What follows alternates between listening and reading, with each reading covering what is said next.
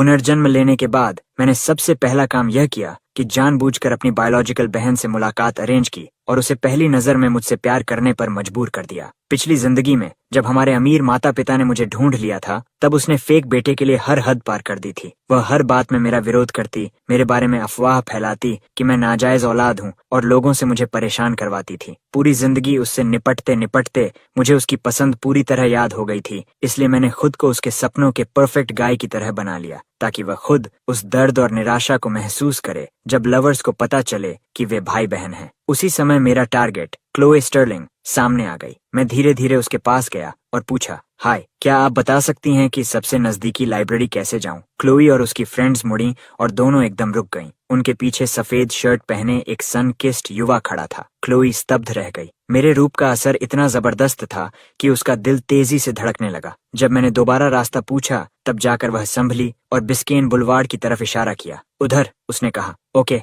Thanks, मैंने मुस्कुराकर जवाब दिया और चल पड़ा। क्लोई मेरी जाती हुई पीठ को बस देखती रह गई। जब मैं काफी दूर निकल गया, तब उसे होश आया। उसकी दोनों फ्रेंड्स उत्साह से बातें करने लगीं। वह लड़का कितना हैंडसम है। मैंने अपनी पूरी जिंदगी में इतना अच्छा दिखने वाला लड़का नहीं देखा। लगता है नॉवेल्स में 17-18 साल के असाधारण कैरिज्मा वाले लड़कों की बातें पूरी तरह झूठ नहीं होती। हाँ, और वह तो बिल्कुल क्लोई के आइडियल टाइप जैसा था। क्लोई ने अपनी मुट्ठियां भींची और गहरी सांस ली। चलो, हम भी बिस्केन बुलवार्ड चलते हैं। जिस इंसान से तुम्हें नफरत करनी चाहिए, उसी से पहली नजर में प्यार हो जाए तो कैसा लगता है? इसका जवाब मेरी पिछली जिंदगी वाली क्लोई दे सकती थी। अभी उसकी आंखों में जो भाव थे, उन्हें याद करके मैं हंस पड़ा। मैं उस पल का इंतजार नहीं कर पा रहा था जब उसे पता चलेगा कि मैं उसका बायोलॉजिकल भाई हूँ। समय के हिसाब से स्टर्लिंग परिवार को अभी मेरे बारे में चर्चा शुरू कर देनी चाहिए थी। पिछली जिंदगी में मैं स्टर्लिंग परिवार में एक वार्ड के रूप में गया था और अपनी असली पहचान बहुत बाद में जानी थी। लेकिन इस बार अगर वे मुझे अपने घर ले जाना चाहते हैं, तो यह इतना आसान नहीं होगा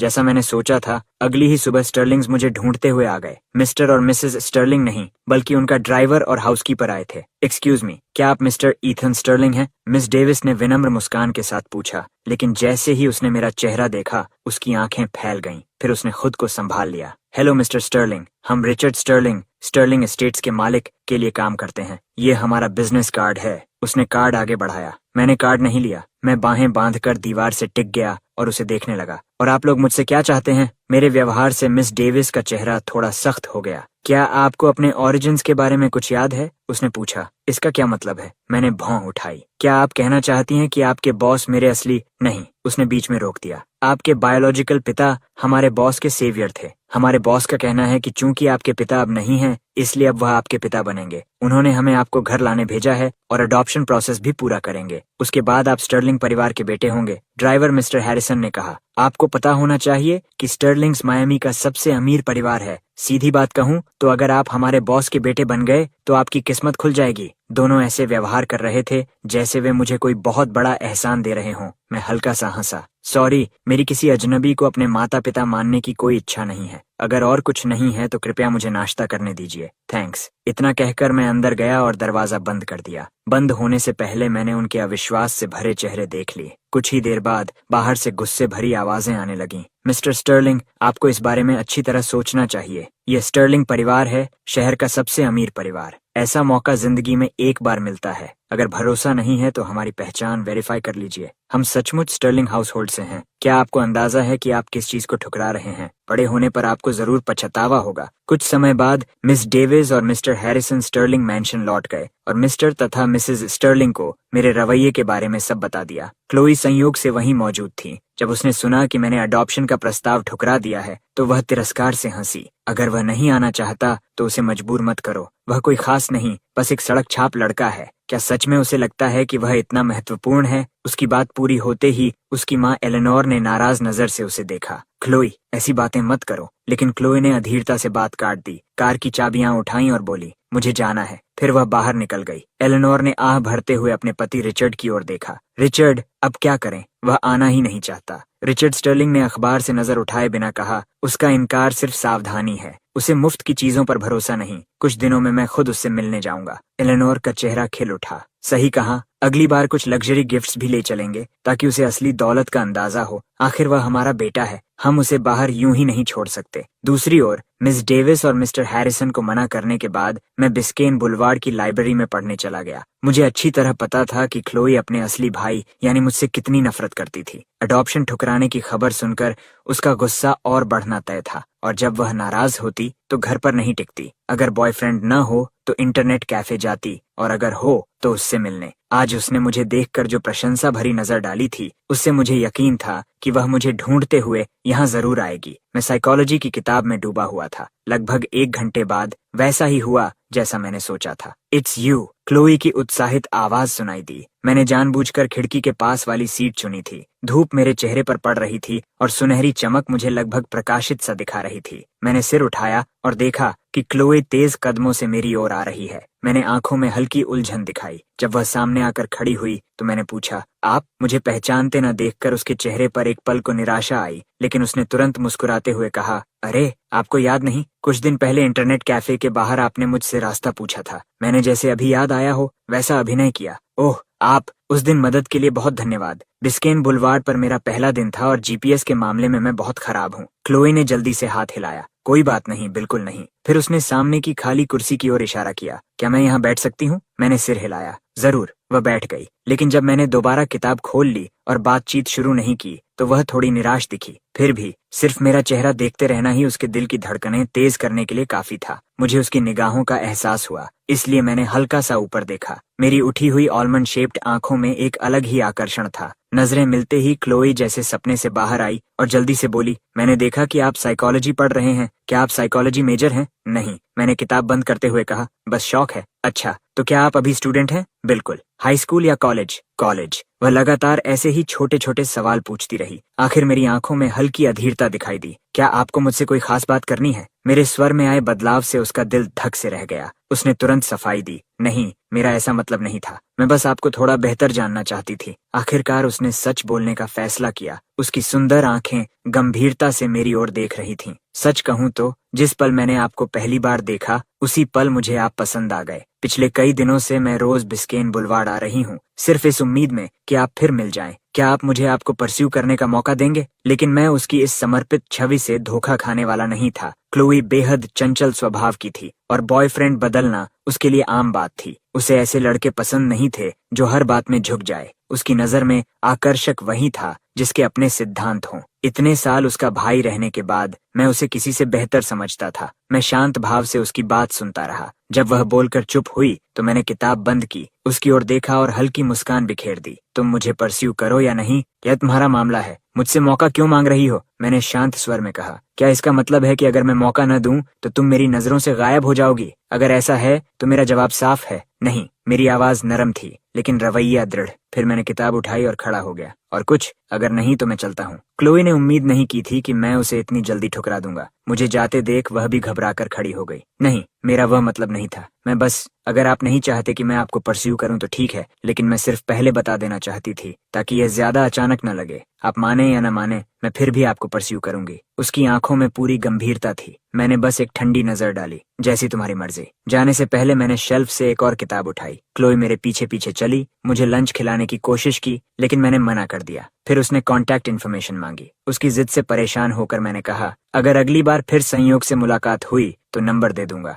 इस बार उसने जोर नहीं दिया। मेरे जाने के बाद वह तुरंत लाइब्रेरी में लौट गई, शायद मुझे ढूंढने या मेरे बारे में जानकारी लेने के लिए। लेकिन मुझे इसकी परवाह नहीं थी। जो चीज आसानी से मिल जाती है उसकी कद्र नहीं होती। अगले कुछ दिनों तक, जबकि स्टर्लिंग्स लगातार मुझे मनाने की कोशिश कर रहे थे, मुझे क्लोई के मन में अपनी एक परफेक्ट इमेज बनानी थी। इसलिए मैं यूनिवर्सिटी और अपने किराए के अपार्टमेंट के बीच आता जाता रहा, लेकिन लाइब्रेरी नहीं गया। फिर रविवार को मेरे अपार्टमेंट में दूसरी बार मेहमान आए, रिचर्ड और एलेनर स्टर्लिंग। जब से मैंने उनके लोगों को मना किया था, रिचर्ड खुद मिलने आने की योजना बना रहा था। आज उसके पास समय था, इसलिए वह एलेनर को साथ लेकर आया। मिस डेविस और मिस्टर हैरिसन नीचे इंतजार कर रहे थे। सुबह का समय था। मैं दरवाजे के सहारे खड़ा होकर बोला, आप लोग कौन हैं? मुझे देखते ही रिचर्ड और एलेनर दोनों कुछ पल के लिए चुप रह गए। वे मेरी शक्ल देखकर सचमुच चौंक गए थे। इतना हैंडसम बेटा सिर्फ देखने भर से खुशी देता था। उनके मन में यह भी आया कि स्टर्लिंग परिवार में लौटने के बाद मेरी यह शक्ल ही एक बड़ा एसेट साबित होगी। हेलो यंग मैन, रिचर्ड मुस्कुराया।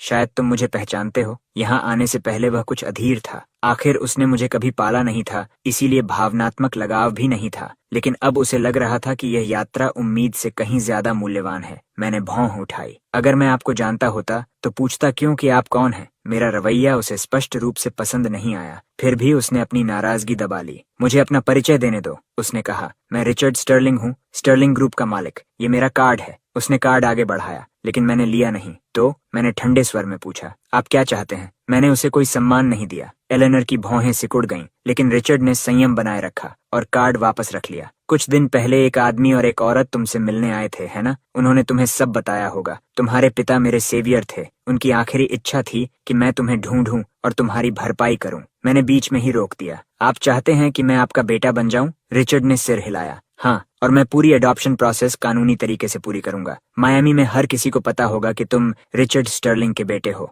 फिर उसने एक गहरी सांस ली और पिता जैसा भाव बनाकर कहा, मुझे पता है कि तुमने बहुत छोटी उम्र में अपनी माँ को खो दिया और 17 साल तक अकेले संघर्ष किया, लेकिन अब तुम्हें और तकलीफ नहीं होगी। स्टर्लिंग परिवार के पास इतनी शक्ति और संपत्ति है कि हम तुम्हें हर काम में सपोर्ट कर सकते हैं। आज से तुम मेरे अपने बेटे हो। उसके शब्द भावनाओं से भरे थे, लेकिन मुझ पर उनका कोई असर नहीं हुआ। मैंने शांत आंखों से उसकी ओर देखा। जरूरत नहीं है, जैसा पहले भी कहा था, मुझे कोई नया पिता अपनाने में दिलचस्पी नहीं है। रिचर्ड ने सोचा भी नहीं था कि इतनी लंबी बात के बाद भी मैं मना कर दूंगा। उसका चेहरा तुरंत काला पड़ गया और उसकी आंखों में दबा हुआ गुस्सा साफ दिखाई देने लगा। ये कैसे अचानक एक पिता का मामला बन गया? तुम्हारे पिता मेरे उद्धारकर्ता थे। मेरे पिता तुम्हारे उद्धारकर्ता थे, मैं नहीं। इतने सालों तक तुम्हें बस उनका अच्छे खाने पीने से ख्याल रखना चाहिए था। उनके बेटे को परेशान करने की कोई जरूरत नहीं है। और फिर मैं अभी बिल्कुल ठीक जीवन जी रहा हूँ। तुम इस माहौल में रहने को ठीक कहते हो? जब तक मैं खुश हूँ तब तक ठीक है। इस जीवन में मैं किसी भी कीमत पर वार्ड बनकर वापस नहीं लौटता।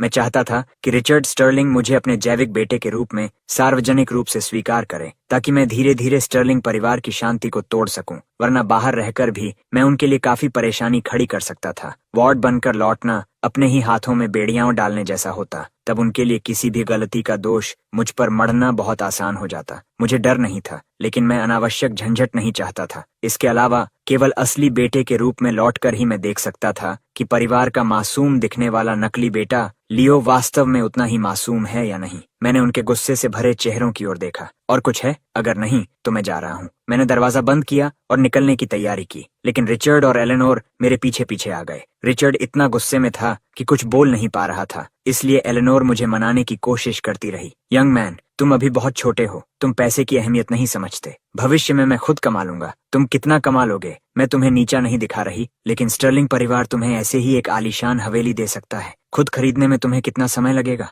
और वे सारी लिमिटेड एडिशन कार्स और वॉचेस, अगर तुम हमारे बेटे बन जाओ तो सब तुम्हारे हो सकते हैं। मैं अचानक मुड़ा और एलेनोर को तिरस्कार भरी नजर से देखा। मेरे पिता तुम्हारे पति के उद्धारकर्ता थे और उनका एहसान चुकाने का तुम्हारा तरीका बस इतना है कि मुझे अपना बेटा बना लो। अगर मैं तुम्हारा बेटा नहीं बनूं तो मुझे कुछ नहीं मिलेगा। इसका क्या मतलब हुआ? इसका मतलब है कि तुम सिर्फ मेरे पिता का एहसान नहीं चुकाना चाहती। तुमने देखा कि मैं अच्छा दिखता हूँ और तुम्हारे परिवार के लिए फायदे ला सकता हूँ, है ना? अमीर परिवारों में सब कुछ स्ट्रेटेजिक मैरिज और लाभ के हिसाब से होता है। मेरे होंठों पर ठंडी मुस्कान आ गई। अगर मैं सचमुच तुम्हारा वार्ड बन जाऊं तो तुम उम्मीद करोगी कि तुमने मुझ पर जो भी खर्च किया है मैं उसका कई गुना वापस करूं, और उससे भी बढ़कर जिस क्षण मैं तुम्हारी योजनाओं के अनुसार चलने से इनकार कर दूंगा तुम शायद मुझे एहसान फरामोश कह दोगी। तुम लोग बेहद पाखंडी हो। तुम दया का बदला बुराई से चुकाते हो, फिर भी खुद को उदार संरक्षक की तरह पेश करते हो और साथ में दौलत और प्रतिष्ठा दोनों कमा लेते हो। सचमुच मियामी के सबसे अमीर परिवार कहलाने के योग्य हो। दोबारा मुझे ढूंढने मत आना।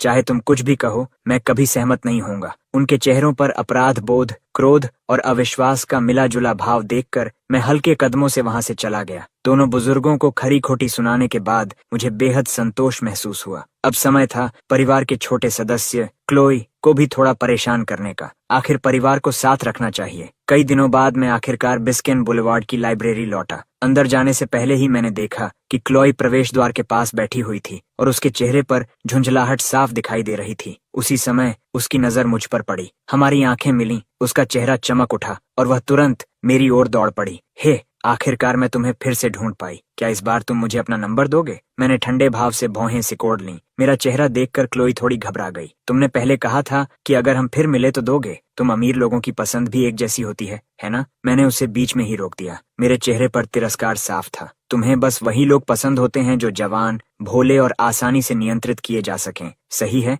मेरे शब्दों से साफ जाहिर था कि मेरे मन में कुछ चल रहा है। क्लोई का चेहरा तन गया। जब उसने देखा कि मैं मुड़कर जाने लगा हूँ तो वह जल्दी से मेरे पीछे आ गई। हे, क्या हुआ? मुझे बताओ, शायद मैं मदद कर सकूं। मैंने उसे पूरी तरह नजरअंदाज कर दिया। ठीक है, मैं मानती हूँ कि पहली नजर का प्यार अक्सर रूप रंग से शुरू होता है, लेकिन मेरा कभी इरादा नहीं था कि मैं तुम्हें नाराज करूं या तुम्हें अपना बॉयफ्रेंड बनाने के लिए कोई ऐसा तरीका अपनाऊं जो तुम्हें पसंद न हो। प्यार को मजबूर नहीं किया जा सकता। मैं चाहती हूँ कि मेरे रिश्ते सम्मान, समानता और आपसी स्नेह पर आधारित हों। क्लोई ने महसूस किया कि मेरा रवैया थोड़ा नरम पड़ा है। उसने राहत की सांस ली और उसकी आवाज पहले से भी अधिक ईमानदार हो गई। हे, जिस दिन तुमने कहा था कि अगली बार मिलने पर अपना नंबर दोगे, तब से मैं हर दिन लाइब्रेरी आती रही हूँ, बस इस उम्मीद में कि तुम फिर मिल जाओ और हम दोस्त बन सकें। मैंने उसे ऐसी नजर से देखा जिसमें बहुत कुछ छिपा था। क्लोई ने तुरंत जोड़ा, फिलहाल दोस्त, लेकिन मुझे विश्वास है कि देर सबेर तुम मेरी सच्चाई और ईमानदारी से प्रभावित हो जाओगे और मेरे बॉयफ्रेंड बनोगे।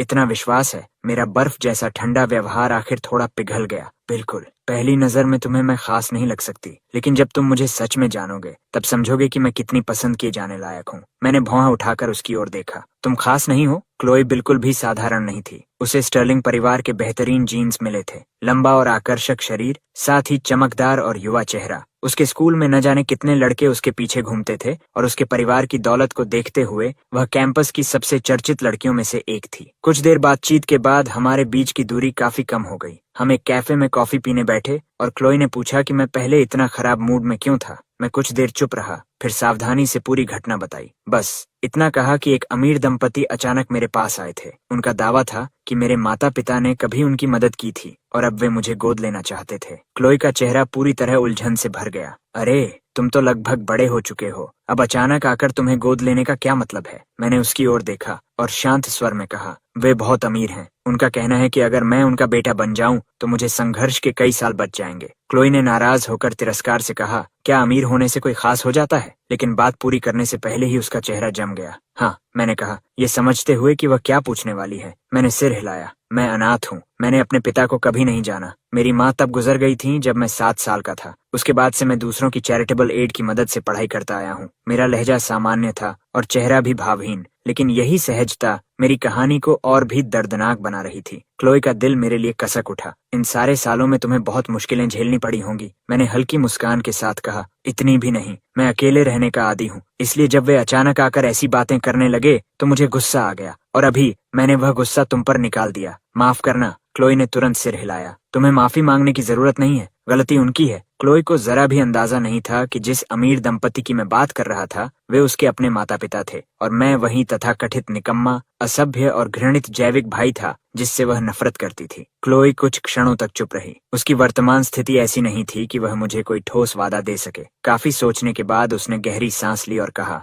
सुनो, क्या तुम्हें अभी किसी आर्थिक परेशानी का सामना करना पड़ रहा है? अगर हाँ, तो मैं तुम्हारी मदद कर सकती हूँ, लेकिन तुम उस अमीर दंपति द्वारा गोद लिए जाने के लिए बिल्कुल तैयार मत होना। तुम्हें नहीं पता कुछ अमीर लोग कितने निर्दयी और क्रूर होते हैं। वे हर काम सिर्फ अपने फायदे के लिए करते हैं। तुम इतने अच्छे दिखते हो, अगर तुम सच में उनके बेटे बन गए तो क्या तुम पूरी तरह उनकी मर्जी के गुलाम नहीं बन जाओगे? मैंने मुस्कुराते हुए कहा, मुझे पता है और मैं अभी बिल्कुल ठीक हूँ। मुझे पैसों की जरूरत नहीं है। उसके चेहरे पर चिंता देखकर मैं मुस्कुरा उठा। तुम्हें नाराज होने की जरूरत नहीं है। मैं उन्हें पहले ही साफ मना कर चुका हूँ। वे चाहे कुछ भी कहें, मैं गोद नहीं लिया जाऊंगा। ये सुनकर क्लोई ने राहत की सांस ली, लेकिन उसकी भौहें अब भी सिकुड़ी हुई थीं। ऐसे लोग इतनी आसानी से हार नहीं मानते। मुझे बताओ, वे किस परिवार से हैं? मेरा परिवार बहुत बड़ा नहीं है, लेकिन मियामी में हमारी थोड़ी पहचान है। मैं एक फोन कॉल करूंगी और फिर वे तुम्हें दोबारा परेशान करने की हिम्मत नहीं करेंगे। मैंने सिर हिलाया। जरूरत नहीं, उन्हें जोकर समझो और नजरअंदाज कर दो। सच कहूँ तो तुमसे बात करके अच्छा लगा। मेरा दिमाग भी काफी हल्का हो गया।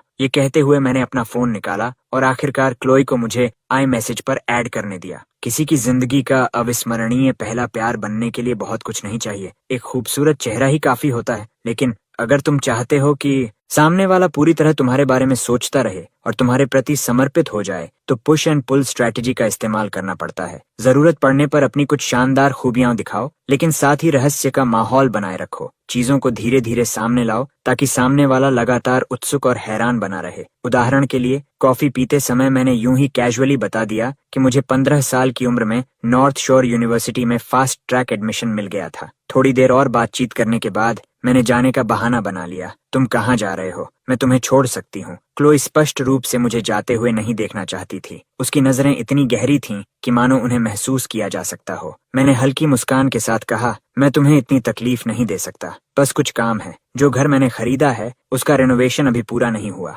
वहीं रहना है, इसलिए मुझे एक अच्छी डिजाइन टीम ढूंढनी है। क्लोई तुरंत बोली, तो फिर अगली बार मैं तुम्हें डिनर पर बुला सकती हूँ? वह मेरे साथ चलना चाहती थी, लेकिन मेरे हल्के से उदासीन भाव को देखकर खुद को रोक लिया। हम अभी इतने करीब नहीं थे। अगर वह ज्यादा आक्रामक होती तो शायद मुझे डरा देती। मैंने मुस्कुराकर कहा, बिल्कुल। फिर यह तय रहा। मैं वहां से चला गया, लेकिन क्लोई बहुत देर तक मेरी जाती हुई पीठ को देखती रही। जब वह आखिरकार होश में आई तो खुद पर ही मूर्खों जैसी मुस्कान आ गई। उसने अपना फोन निकाला और मेरे आई मैसेज प्रोफाइल को देखने लगी। एक साधारण नाम, एक साधारण एवेटार और फेसबुक प्रोफाइल पर एक भी पोस्ट नहीं। फिर भी क्लोई के होठों के कोने ऊपर उठ गए और उसके चेहरे पर एक बेहद बड़ी मुस्कान फैल गई। आखिरकार उसे उसका आई मैसेज मिल गया था और अब वह उसका नाम भी जानती थी, ईथन स्टर्लिंग। कितना सुंदर नाम था, और सबसे दिलचस्प बात यह थी कि उसका सरनेम भी स्टर्लिंग ही था। क्या यह किस्मत का इशारा नहीं था कि वे एक दिन परिवार बने? इस विचार से क्लोई का दिल खुशी से भर गया। उसने गहरी सांस ली और बेहद अच्छे मूड में घर लौट गई। अगर स्टर्लिंग एस्टेट्स मियामी के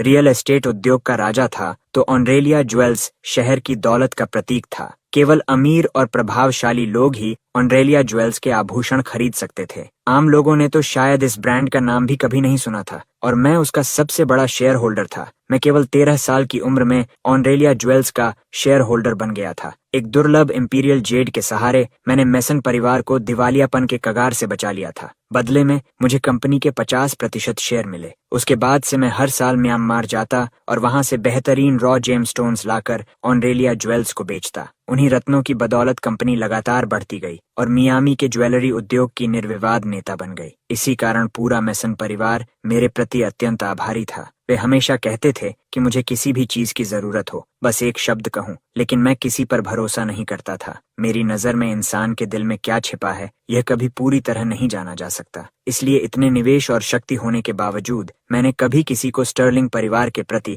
अपनी दुश्मनी नहीं बताई और न ही उनसे निपटने की अपनी योजना का जिक्र किया। मैं बस एक साधारण युवा की तरह पढ़ाई करता, दोस्त बनाता और सामान्य जीवन जीता रहा। लेकिन जितना अधिक मैं सामान्य दिखता, उतना ही रहस्यमय उन लोगों को लगता जिन्हें मैंने कभी मदद की थी। मेसन परिवार का मेसन मेरा पहला सच्चा दोस्त था। वह मुझसे 4 साल बड़ा था और कॉलेज के बाद मियामी लौटकर अपना व्यवसाय शुरू कर चुका था। संयोग से उसका व्यवसाय इंटीरियर डिजाइन का था, इसीलिए मैंने उसे फोन करके अपने नए घर के डिजाइन में मदद मांगी। फोन उठाते ही वह हंस पड़ा। वाह, चमत्कार सचमुच होते हैं। हमारे प्रिय ईथन ने आखिरकार अपना घर खरीदने का फैसला कर लिया। मुझे तो लगा था कि तुम हमेशा कैंपस में ही रहने वाले हो। मेरी कॉल पाकर मेसन बेहद उत्साहित था। तुम अभी कहाँ हो? मैं फिलहाल फ्री हूँ, तुरंत आता हूँ। मेसन हमेशा मुझे प्राथमिकता देता था। उसका ऑफिस बिस्किन बुलेवार्ड से ज्यादा दूर नहीं था, इसलिए मेरा लोकेशन मिलने के कुछ ही समय बाद वह वहां पहुंच गया। उसका स्वभाव बहुत सीधा और स्पष्ट था। वह लोगों से घुमा फिराकर बात नहीं करता था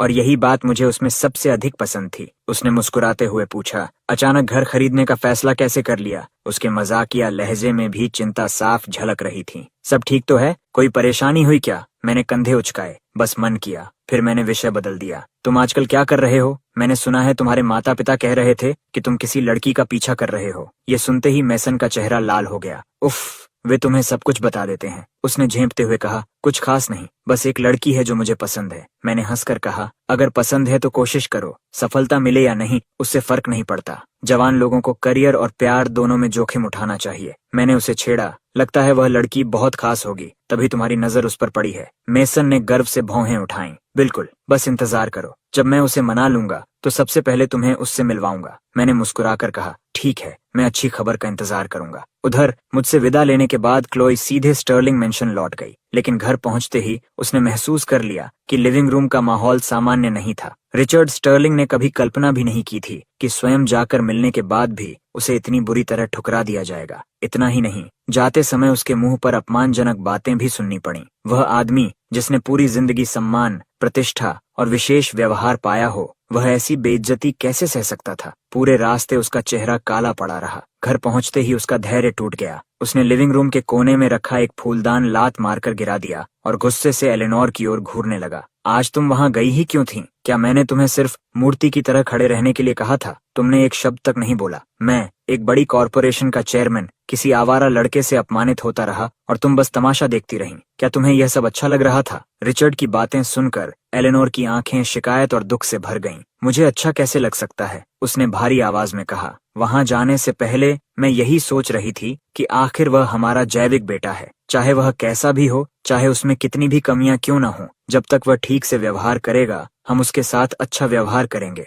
लेकिन मैंने कभी नहीं सोचा था कि वह इतना बदतमीज होगा। ऐसे बेटे का क्या फायदा? एलेनोर ने गुस्से और निराशा से कहा। अच्छा हुआ कि हमने एक कहानी गढ़ ली और उसे यह नहीं बताया कि वह असली स्टर्लिंग उत्तराधिकारी है, वरना इस परिवार को कभी शांति न मिलती। रिचर्ड की कठोर निगाहों के सामने एलेनोर के मन में मेरे लिए बची हुई आखिरी सद्भावना भी खत्म हो गई। उसने आंखों से आंसू पोंछे और ठंडी आवाज में कहा, अगर वह गोद लिया जाना नहीं चाहता तो ठीक है। मैं अपनी भलाई का बदला अपमान के रूप में पाकर थक चुकी हूँ और उसके स्वभाव को देखकर तो लगता है कि अगर वह सच में हमारे साथ रहने आ गया तो मुझे दिल का दौरा पड़ जाएगा। भविष्य में वह जो चाहे बने, अगर उसकी जिंदगी बहुत बुरी हो जाए तो हम उसे कुछ पैसे दे देंगे और समझेंगे कि माँ बेटे का हमारा रिश्ता पूरा हो गया। आज के बाद लियो ही मेरा इकलौता बेटा है। एलेनोर पूरी तरह मेरा हाथ झाड़ लेना चाहती थी। रिचर्ड भी मुझसे कोई संबंध नहीं रखना चाहता था, लेकिन मैं जो अपार लाभ उसके लिए ला सकता था, उस विचार ने उसे पीछे हटने नहीं दिया। स्टर्लिंग परिवार भले ही मियामी का सबसे अमीर परिवार था, लेकिन राष्ट्रीय स्तर पर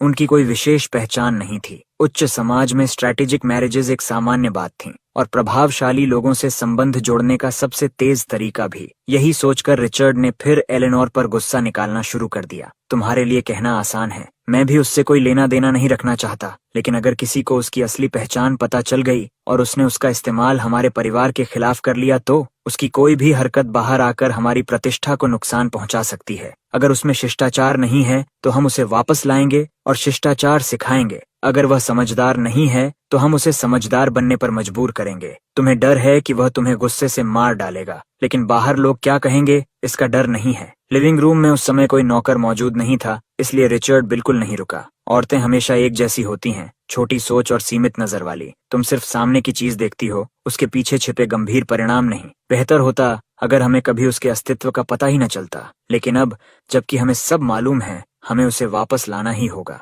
रिचर्ड की बातों में तर्क था, लेकिन मुझसे मिलकर आने के बाद एलेनोर सच में नहीं चाहती थी कि मैं वापस लौटूं। वह सोफे पर बैठी थी, मन में नाराजगी, दुख और असंतोष भरा हुआ था, लेकिन वह गोद लिया जाना ही नहीं चाहता। हम उसे उसकी असली पहचान तो नहीं बता सकते, है ना? अगर वह जैविक बेटे के रूप में लौट आया तो लियो का क्या होगा? भले ही लियो हमारे खून का नहीं है, लेकिन वह कितना आज्ञाकारी और दयालु है। अगर उसे सच्चाई पता चली तो वह इसे कभी सहन नहीं कर पाएगा। लियो ज्यादा महत्वपूर्ण है या स्टर्लिंग परिवार? रिचर्ड ने झुंझला कर कहा। वह अब और बहस नहीं करना चाहता था, और मैंने कब कहा कि हम उसे सच बताएंगे? इंसान तब तक जिद्दी रहता है जब तक उसे दीवार से न लगा दिया जाए। उसकी आंखों में एक निर्दयी चमक उभरी। तुम इस मामले से दूर रहो, उसे वापस लाने का तरीका मैं ढूंढ लूंगा। तुम्हारा काम सिर्फ इतना है कि उसके आने के बाद उसे ठीक से शिक्षित करो। एक अच्छा लड़का विनम्र और सभ्य होना चाहिए, उसकी तरह नहीं। ये कहकर रिचर्ड सीढ़ियों की ओर बढ़ गया। एलेनोर लगभग समझ चुकी थी कि वह क्या करने वाला है। उसे पता था कि मेरा वापस आना अब लगभग तय है, लेकिन मेरा रवैया याद आते ही उसे ऐसा लगा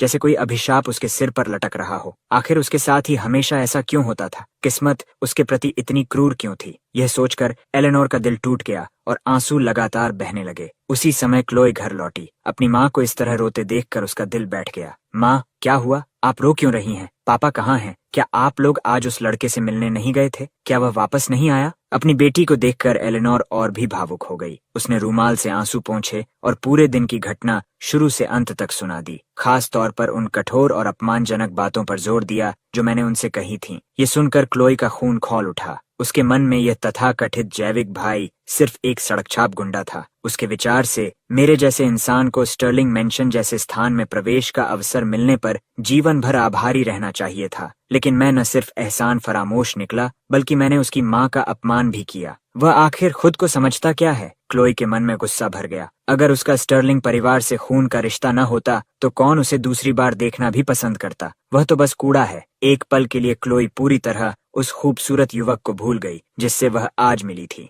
वह अपनी माँ के पास बैठ गई, उसका हाथ थामा और धीमी आवाज में बोली, माँ मत रोइए, पापा सही कह रहे हैं। उसके जैसे इंसान को वापस लाना ही होगा ताकि वह स्टर्लिंग नाम को बदनाम न कर सके। क्लोई की आंखों में एक खतरनाक चमक उभरी। बहुत सी ऐसी बातें थीं जो वह तभी कर सकती थीं जब मैं वापस उस घर में आ जाऊं। उस समय क्लोई को जरा भी अंदाजा नहीं था कि जिस सड़कत छाप गुंडे को वह कोस रही थी और जिस लड़के को वह अपने सपनों का राजकुमार मानने लगी थी, वे दोनों एक ही व्यक्ति थे। गुस्से ने उसकी समझ पर पर्दा डाल दिया था। उसने इस अजीब संयोग के बारे में सोचा तक नहीं। उसके मन में सिर्फ एक ही विचार था, मुझे ऐसा सबक सिखाना कि मैं जीवन भर याद रखूं। उसने मन ही मन कसम खा ली कि वह मुझे इतनी आसानी से नहीं छोड़ेगी। उधर मेसन को घर दिखाने के बाद मैंने जल्दी से कुछ खाया और वापस यूनिवर्सिटी कैंपस लौट आया। विश्वविद्यालय में मेरा अपना निजी डॉर्म था जो वास्तव में 2 मंजिला विला था। पहली मंजिल मेरा रहने का स्थान थी, जबकि दूसरी मंजिल पूरी तरह उन छोटे छोटे एक्सपेरिमेंटल उपकरणों से भरी हुई थी जो सिस्टम द्वारा सौंपे गए रिसर्च प्रोजेक्ट के लिए इस्तेमाल होते थे। पिछले 2 वर्षों से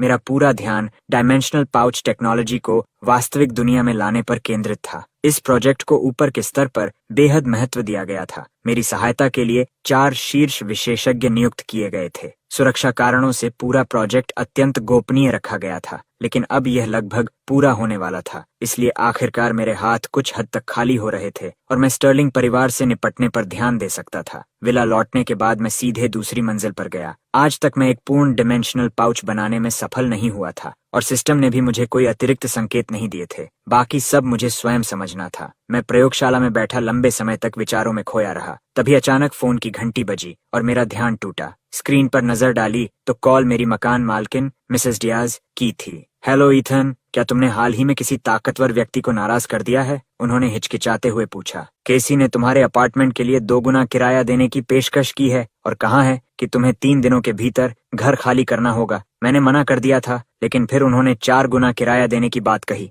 मैंने तुरंत समझ लिया कि इसके पीछे स्टर्लिंग परिवार ही था। मिसेस डियाज के साथ मेरे संबंध अच्छे थे क्योंकि मैंने पहले उनकी एक समस्या हल करने में मदद की थी, लेकिन 4 गुना किराया एक बड़ी रकम थी। मैंने बिना समय गंवाए कहा, मैं समझता हूँ मिसेस डियाज, मैं कल आकर अपना सामान पैक कर लूंगा। नहीं, मेरा वह मतलब नहीं था। उनकी आवाज में झिझक थी। मैं सिर्फ तुम्हें बताना चाहती थी कि मैं उन्हें घर किराए पर नहीं देने वाली हूँ। मैंने हल्की हंसी के साथ जवाब दिया, आपको देना चाहिए। 4 गुना किराया कोई छोटी रकम नहीं होती। स्टर्लिंग परिवार के लिए यह कुछ भी नहीं है। वैसे भी मैं कैंपस में रह सकता हूँ, लेकिन कृपया उन्हें मेरी वर्तमान स्थिति के बारे में कुछ मत बताइएगा। मिसेस डियाज ने तुरंत सहमति जताई। बिल्कुल नहीं बताऊंगी। लेकिन वे तुम्हारे पीछे क्यों पड़े हैं? क्या मैं किसी तरह मदद कर सकती हूँ? मैं कुछ लोगों को जानती हूँ। उनके स्वर में अपराध बोध था और वे लगातार बोलती जा रही थीं। मैंने कुछ औपचारिक जवाब दिए और कॉल समाप्त कर दी। फोन रखते ही मेरी आंखों में ठंडी चमक उभर आई। मुझे पता था कि रिचर्ड कोई न कोई कदम जरूर उठाएगा, लेकिन मैंने नहीं सोचा था कि वह इतना अधीर होगा। सचमुच एक असली कैपिटलिस्ट। अब खेल और दिलचस्प होने वाला था। यह सोचकर मैंने भौं उठाई, आई मैसेज खोला और देखा कि क्लोई के कई संदेश पड़े थे। कुछ देर सोचने के बाद मैंने उनमें से एक का जवाब दिया। फिर मैंने अपना फोन उठाया और अपने आधिकारिक एकेडमिक एडवाइजर को कॉल किया। हेलो प्रोफेसर, मुझे परेशान किया जा रहा है। मेरे एकेडमिक एडवाइजर प्रोफेसर माइल्स थे। वे डीसी से आए थे और उन 4 विशेषज्ञों में से एक थे जिन्हें मेरी सहायता के लिए नियुक्त किया गया था। उनकी पृष्ठभूमि इतनी शक्तिशाली थी कि विश्वविद्यालय का हर व्यक्ति, यहाँ तक कि प्रेसिडेंट भी, उनके साथ अत्यधिक सम्मान से पेश आता था। मियामी के मेयर भी कई बार उनसे मिलने आए थे और उनके सामने उनका व्यवहार लगभग श्रद्धा से भरा होता था। जब मेरे पीछे ऐसे 4 प्रभावशाली लोग खड़े हों तो चुपचाप अन्याय सहना मूर्खता होती। स्टर्लिंग परिवार के कदम उठाने से पहले मैं उनके प्रति अपनी दुश्मनी जाहिर नहीं करना चाहता था, लेकिन अब जबकि उन्होंने पहला वार कर दिया था, आगे की हर कार्रवाई पूरी तरह उचित और तार्किक लग सकती थी। मैंने शांत स्वर में पूरी बात बताई। मैंने यह नहीं छिपाया कि स्टर्लिंग परिवार मुझे गोद लेना चाहता था, लेकिन उसे बहुत साधारण ढंग से प्रस्तुत किया, मानो वह कोई खास बात न हो। फिर भी यह सुनकर प्रोफेसर माइल्स क्रोधित हो उठे। आखिर मैं ऐसा व्यक्ति नहीं था जो मुसीबतें पैदा करे। मैं शांत, संयमित और बेहद लो प्रोफाइल था। इतनी कम उम्र में डिमेंशनल पाउच टेक्नोलॉजी पर काम कर रहा था, एक महत्वपूर्ण प्रोजेक्ट का नेतृत्व कर रहा था। फिर भी कभी बाहर जाकर अपनी उपलब्धियों का दिखावा नहीं करता था। न मैंने किसी को उकसाया, न अपनी प्रतिभा के कारण घमंड किया। लेकिन सबसे महत्वपूर्ण बात यह थी कि मैं सिर्फ उनका छात्र नहीं था। मैं उन प्रमुख शोधकर्ताओं में से एक था जिनको देश के सर्वोच्च स्तर पर महत्व दिया जाता था। और अब जब प्रोजेक्ट अपने अंतिम चरण में पहुंच चुका था, तभी अचानक स्टर्लिंग परिवार का प्रकट होकर मुझे गोद लेने की जिद करना बेहद संदिग्ध लग रहा था। क्या वे किसी और के इशारे पर काम कर रहे थे? क्या उन्हें किसी ऐसी जानकारी का पता चल गया था जो नहीं पता होनी चाहिए थी? यह एक अत्यंत गंभीर मामला था। प्रोफेसर माइल्स की आवाज तुरंत गंभीर हो गई। ईथन, फिलहाल कैंपस के अंदर ही रहो और जब तक बहुत जरूरी न हो बाहर मत निकलना। मैं लोगों को इस मामले की जांच करने के लिए कहता हूँ, ज्यादा चिंता मत करो। स्टर्लिंग जैसा परिवार वास्तव में तुम्हारा कुछ नहीं बिगाड़ सकता।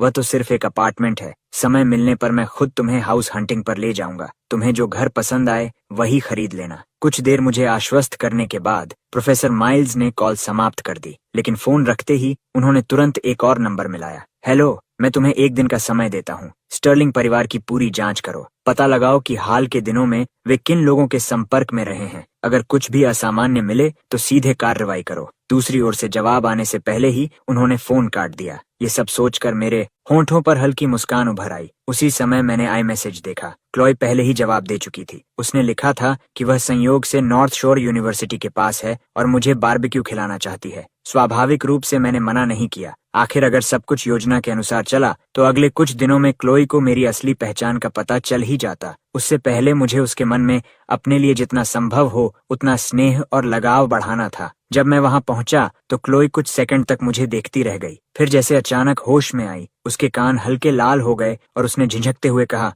मुझे माफ करना, इतनी रात को तुम्हें बुला लिया। उसके विपरीत मैं पूरी तरह शांत था। माफी मांगने की कोई जरूरत नहीं है, वैसे भी मुझे भूख लगी हुई थी। तुमने बारबेक्यू की बात की थी ना? यूनिवर्सिटी के पास एक बहुत अच्छी जगह है, मैं तुम्हें वहां ले चलता हूँ। क्लोई ने सिर हिलाया। ठीक है। नॉर्थ शोर यूनिवर्सिटी के आसपास देर रात तक खुली रहने वाली बहुत सारी ईटरीज थीं, खासकर बारबेक्यू रेस्टोरेंट्स। मैं उसे सबसे अच्छी रिव्यूज वाली जगह पर ले गया। रात काफी हो चुकी थी, फिर भी रेस्टोरेंट लगभग भरा हुआ था। चारों ओर छात्रों की चहल पहल थी जो देर रात का खाना खाने आए थे। जैसे ही मैं बैठा, आसपास के लोगों का ध्यान मेरी ओर चला गया। कई लड़कियां बार बार मेरी तरफ देख रही थीं, लेकिन जब उन्होंने सामने बैठी क्लोई को देखा तो आगे आने की हिम्मत नहीं जुटा सकी। वे केवल ईर्ष्या भरी निगाहों से उसे देखने लगीं। उस क्षण क्लोई का अहंकार और संतोष दोनों चरम पर पहुंच गए। उसकी नजरें मुझ पर पहले से भी अधिक टिक गईं। मैंने यह सब देखा और मन ही मन व्यंग्य से मुस्कुरा दिया। खाना ऑर्डर करने के बाद मैंने मालिक को बुलाकर मेन्यू थमा दिया और फिर चुपचाप बैठकर शून्य में देखने लगा।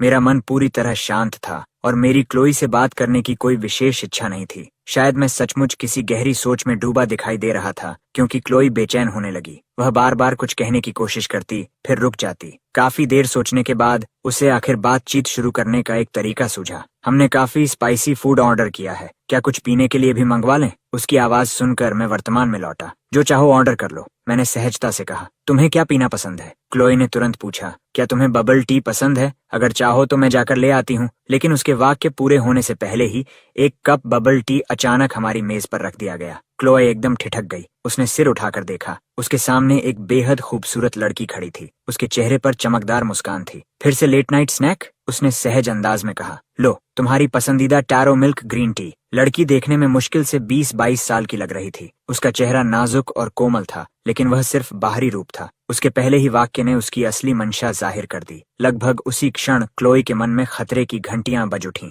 मैंने केवल हल्के से भौं उठाई। विक्टोरिया, तुम यहाँ क्या कर रही हो? उस लड़की का नाम विक्टोरिया वॉन्स था। वह नॉर्थ शोर यूनिवर्सिटी में फाइनेंस मेजर की छात्रा थी और मुझसे 1 साल सीनियर थी। कैंपस में उसकी भी बड़ी पहचान थी। अनगिनत लड़के उसके पीछे घूमते थे, लेकिन वह पहली नजर में ही मुझ पर मोहित हो गई थी। अपने अभिमान के कारण उसने कभी सार्वजनिक रूप से यह स्वीकार नहीं किया कि वह मुझे पसंद करती है, लेकिन जब भी उसे पता चलता कि मैं कहीं हूँ, वह मौका मिलते ही वहां पहुंच जाती। और अगर मेरे साथ कोई दूसरी लड़की होती तो वह कुछ न कुछ ऐसा करती कि सामने वाली खुद पीछे हट जाए। आज भी वही हो रहा था। उसका पहला वाक्य क्लोई के प्रति छिपी हुई शत्रुता से भरा था। दूसरा वाक्य यह दिखाने के लिए था कि वह मुझे कितनी अच्छी तरह जानती है। कोई साधारण और शर्मीली लड़की होती तो शायद उसी समय पीछे हट जाती, लेकिन क्लोई साधारण नहीं थी। उसने तुरंत समझ लिया कि उसके सामने एक प्रतिद्वंद्वी बैठी है। उसने गहरी सांस ली और उसके भीतर प्रतिस्पर्धा की भावना भड़क उठी। विक्टोरिया बिना पूछे एक कुर्सी खींचकर मेरे बगल में बैठ गई। मैं भी लेट नाइट स्नैक के लिए आई हूँ,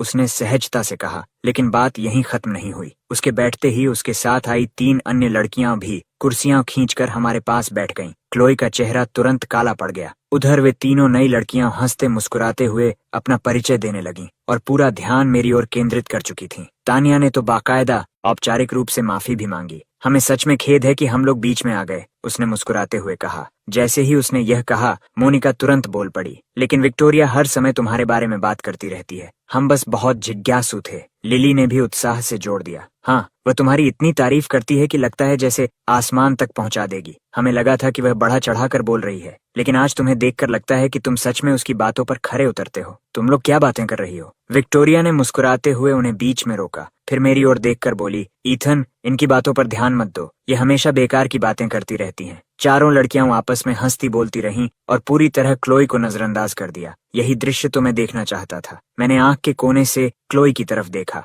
उसका चेहरा पहले ही बदसूरत हो चुका था। मैंने होंठ दबाए और विनम्र मुस्कान के साथ कहा, सब लोग, यह मेरी दोस्त क्लोई है। आज रात मैं इसके साथ खाना खाने आया हूँ। मैं अभी क्लोई को बहुत ज्यादा शर्मिंदा नहीं होने दे सकता था, कम से कम अभी नहीं। ऐसी स्थिति में उसका पक्ष लेना उसके मन में मेरे प्रति लगाव को कम से कम 10% और बढ़ा देता। मेरी बात सुनकर विक्टोरिया की मुस्कान एक पल के लिए जम गई, लेकिन उसने तुरंत खुद को संभाल लिया और क्लोई की ओर देखा। ओह, तो तुम ईथन की दोस्त हो। मुझे बहुत अफसोस है, मैंने तुम्हें देखा ही नहीं। उसके तीनों दोस्तों ने भी तुरंत कहा, हमें सच में माफ करना। हालांकि उनके शब्दों में कोई वास्तविक ईमानदारी नहीं थी, फिर भी क्लोई ने लंबी सांस छोड़ी और जबरन मुस्कुराई। कोई बात नहीं, चूंकि आप लोग ईथन की सीनियर्स हैं तो मेरी भी सीनियर्स हुई। जो चाहो ऑर्डर करो, आज रात मेरी तरफ से। विक्टोरिया भी कोई साधारण लड़की नहीं थी। उसने तुरंत जवाब दिया, हम तुम्हें कैसे भुगतान करने देंगे? तुम नॉर्थ शोर की छात्रा भी नहीं हो, है ना? जब तुम हमारी यूनिवर्सिटी में मेहमान बनकर आई हो तो मेजबानी करना मेरा कर्तव्य है। आज रात मेरी तरफ से। ठीक है, धन्यवाद, क्लोई ने मुस्कुराकर कहा। फिर उसने मेरी ओर देखा। ईथन, चूंकि आज विक्टोरिया हमें ट्रीट दे रही है तो अगली बार मैं तुम्हें बाहर ले जाऊंगी। ये चाल सचमुच शानदार थी। विक्टोरिया की मुस्कान फिर एक पल को जम गई, क्षण भर के लिए ही सही, लेकिन मैंने साफ देख लिया। मैं बस मुस्कुराया और सिर हिला दिया। सच कहूं तो विक्टोरिया भी कोई बहुत अच्छी इंसान नहीं थी। वह मुझे पसंद करती थी, लेकिन कभी खुलकर स्वीकार नहीं करती थी। बस परछाइयों में रहकर हर संभावित प्रतिद्वंद्वी को दूर भगाने की कोशिश करती रहती थी। हालांकि मेरा अभी किसी से रिश्ता बनाने का इरादा नहीं था, लेकिन यह एक क्लासिक डॉग ईट डॉग स्थिति थी और ऐसा दृश्य देखना मुझे बेहद मनोरंजक लगता था। क्लोई ने सचमुच अपने स्टर्लिंग नाम की प्रतिष्ठा बनाए रखी। 4 विरोधियों के सामने भी उसने एक बार भी कमजोरी नहीं दिखाई। पूरे भोजन के दौरान वह कहीं भी पीछे नहीं रही। अंत में उन चारों ने उसे नशे में धुत्त करने की कोशिश की, लेकिन परिणाम उल्टा निकला। क्लोई ने चारों को ही शराब में मात दे दी और वे लगभग मेज पर ढेर हो गईं। महिलाओं की प्रतिस्पर्धात्मक प्रवृत्ति वास्तव में अद्भुत होती है। जब काफी देर हो गई तो मैंने वहां से निकलने का सुझाव दिया। जाते जाते क्लोई ने अंतिम वार भी कर दिया। उसने मुश्किल से होश में बैठी विक्टोरिया से मुस्कुराकर कहा, विक्टोरिया, अब मैं और ईथन चलते हैं। आज रात हमें ट्रीट देने के लिए धन्यवाद। अगली बार जब मैं नॉर्थ शोर आऊंगी तो मैं तुम्हें ट्रीट दूंगी। सुनने में यह बेहद विनम्र और शालीन बात थी, लेकिन इससे विक्टोरिया इतनी चिढ़ गई कि उसका संयम टूटने की कगार पर पहुंच गया। दुर्भाग्य से वह इतनी नशे में थी कि कुछ कर भी नहीं सकती थी। उसे बस यह देखना पड़ा कि मैं और क्लोई साथ साथ वहां से निकल गए। रात की ठंडी हवा चल रही थी और उसमें शराब की तीखी गंध घुली हुई थी, जो मुझे बिल्कुल पसंद नहीं थी। मैंने क्लोई की ओर देखा। उसका चेहरा हल्का लाल था। आज रात जो कुछ हुआ उसके लिए माफ करना, मैंने कहा। तुम्हें काफी कुछ झेलना पड़ा। क्लोई ने सिर हिलाया। कोई बात नहीं, बस थोड़ी सी शराब थी। आखिर जवान होने का मतलब ही क्या है? खुलकर जीना और खुलकर पीना। वह भी थोड़ी नशे में थी, इसलिए उसके शब्द बिना सोचे निकल रहे थे। मैंने भौं उठाई। तो तुम अक्सर पीती हो? अब समझ आया कि तुम 4 लोगों को अकेले कैसे हरा पाई। मेरी बात सुनते ही क्लोई जैसे बिजली का झटका खाकर होश में आ गई। नहीं नहीं, उसने जल्दी से कहा, बस हमारे परिवार में लोगों की अल्कोहल टॉलरेंस स्वाभाविक रूप से अच्छी है। मैं आमतौर पर ज्यादा नहीं पीती। बस आज विक्टोरिया और उसकी दोस्तें इतनी मेहमान नवाज थीं कि मैं उनका आग्रह ठुकरा नहीं सकी। वह लगातार सफाई देती जा रही थी, लेकिन जितना ज्यादा बोलती उतना ही ऐसा लगता जैसे कुछ छिपाने की कोशिश कर रही हो। उसके चेहरे पर पछतावे की झलक साफ दिखाई देने लगी। हाँ, ज्यादा शराब पीना स्वास्थ्य के लिए अच्छा नहीं होता, मैंने सहजता से कहा। मेरा इस विषय को आगे बढ़ाने का कोई इरादा नहीं था, लेकिन कभी कभी जब कोई व्यक्ति बहुत खुश और उत्साहित हो तो बस उसकी एक छोटी सी गलती की ओर इशारा करना और अपने रवैये में थोड़ा बदलाव लाना ही काफी होता है, ताकि वह हर बात पर शक करने लगे। मैंने फोन उठाकर कहा, मैंने तुम्हारे लिए कार बुला दी है, तुमने काफी पी रखी है, घर जाकर आराम करो। क्लोई तुरंत घबरा गई। मैं तुम्हें कैंपस तक छोड़ देती हूँ। मैंने सिर हिलाया। जरूरत नहीं, तुम खुद इतनी नशे में हो, मैं अकेले वापस जा सकता हूँ। यहीं रुको, मैं कुछ खरीद कर आता हूँ। ये कहकर मैं मुड़ा और चल दिया। मुझे दूर जाते देखकर क्लोई का दिल अचानक बैठ गया।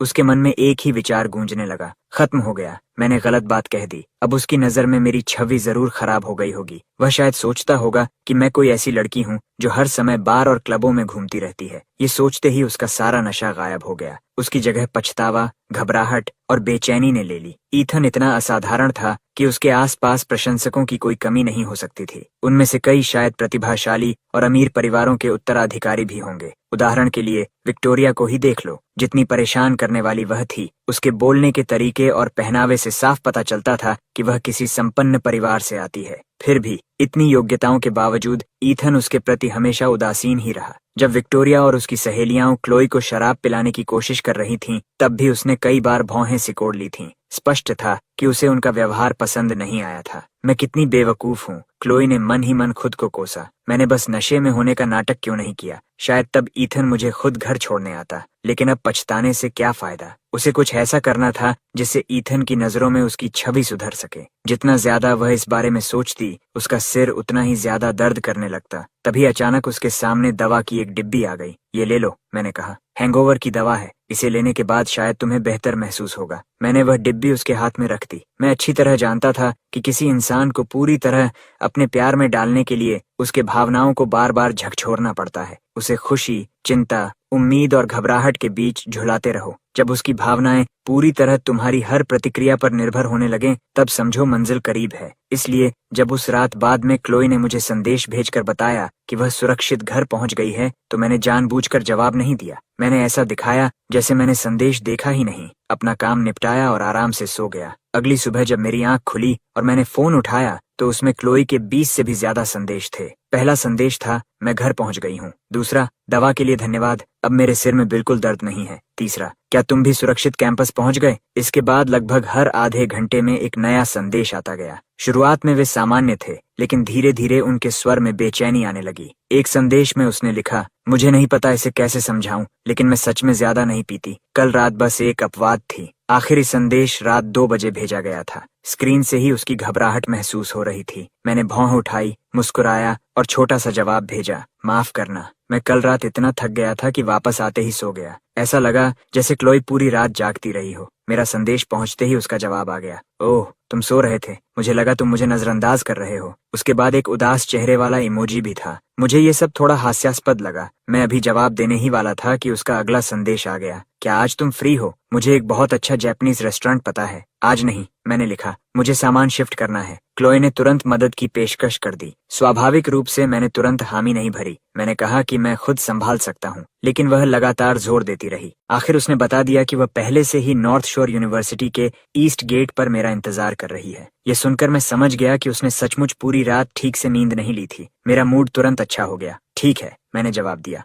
ईस्ट गेट पर ही रुको, मैं थोड़ी देर में आता हूँ। उसी सुबह ठीक 8 बजे शहर के व्यस्त एयरपोर्ट टर्मिनल में एक बेहद आकर्षक युवक दिखाई दिया। उसके साथ एक सुंदर युवती थी जो हंसते हुए उससे बातें कर रही थी। दोनों इतने आकर्षक थे कि आसपास से गुजरने वाले लोग अनायास ही मुड़कर उन्हें देखने लगते। वह युवक कोई और नहीं बल्कि स्टर्लिंग परिवार का सबसे छोटा बेटा लियो था। 1 महीने पहले स्कूल जाते समय उसका हल्का सा कार एक्सीडेंट हुआ था, जिससे उसके चेहरे पर एक छोटा सा निशान रह गया था। अपने रूप रंग को लेकर बेहद सजग रहने वाला लियो उस निशान को बिल्कुल बर्दाश्त नहीं कर पाया। इसलिए उसने अपनी बड़ी बहन इसाबेला, जो न्यूयॉर्क में पढ़ाई कर रही थी, को साथ लेकर दक्षिण कोरिया जाकर कॉस्मेटिक प्रोसीजर करवाया था और आज ही वे दोनों वापस लौटे थे। इसाबेला, क्या तुम्हें लगता है कि मम्मी पापा हमें इतनी जल्दी वापस देखकर हैरान हो जाएंगे? लियो ने उत्साह से पूछा। उसके चेहरे पर हमेशा की तरह मासूमियत भरी मुस्कान थी। फिर उसने हल्की चिंता के साथ कहा, लेकिन पापा शायद ऑफिस में होंगे, वे बहुत मेहनत करते हैं। जब वे घर लौटेंगे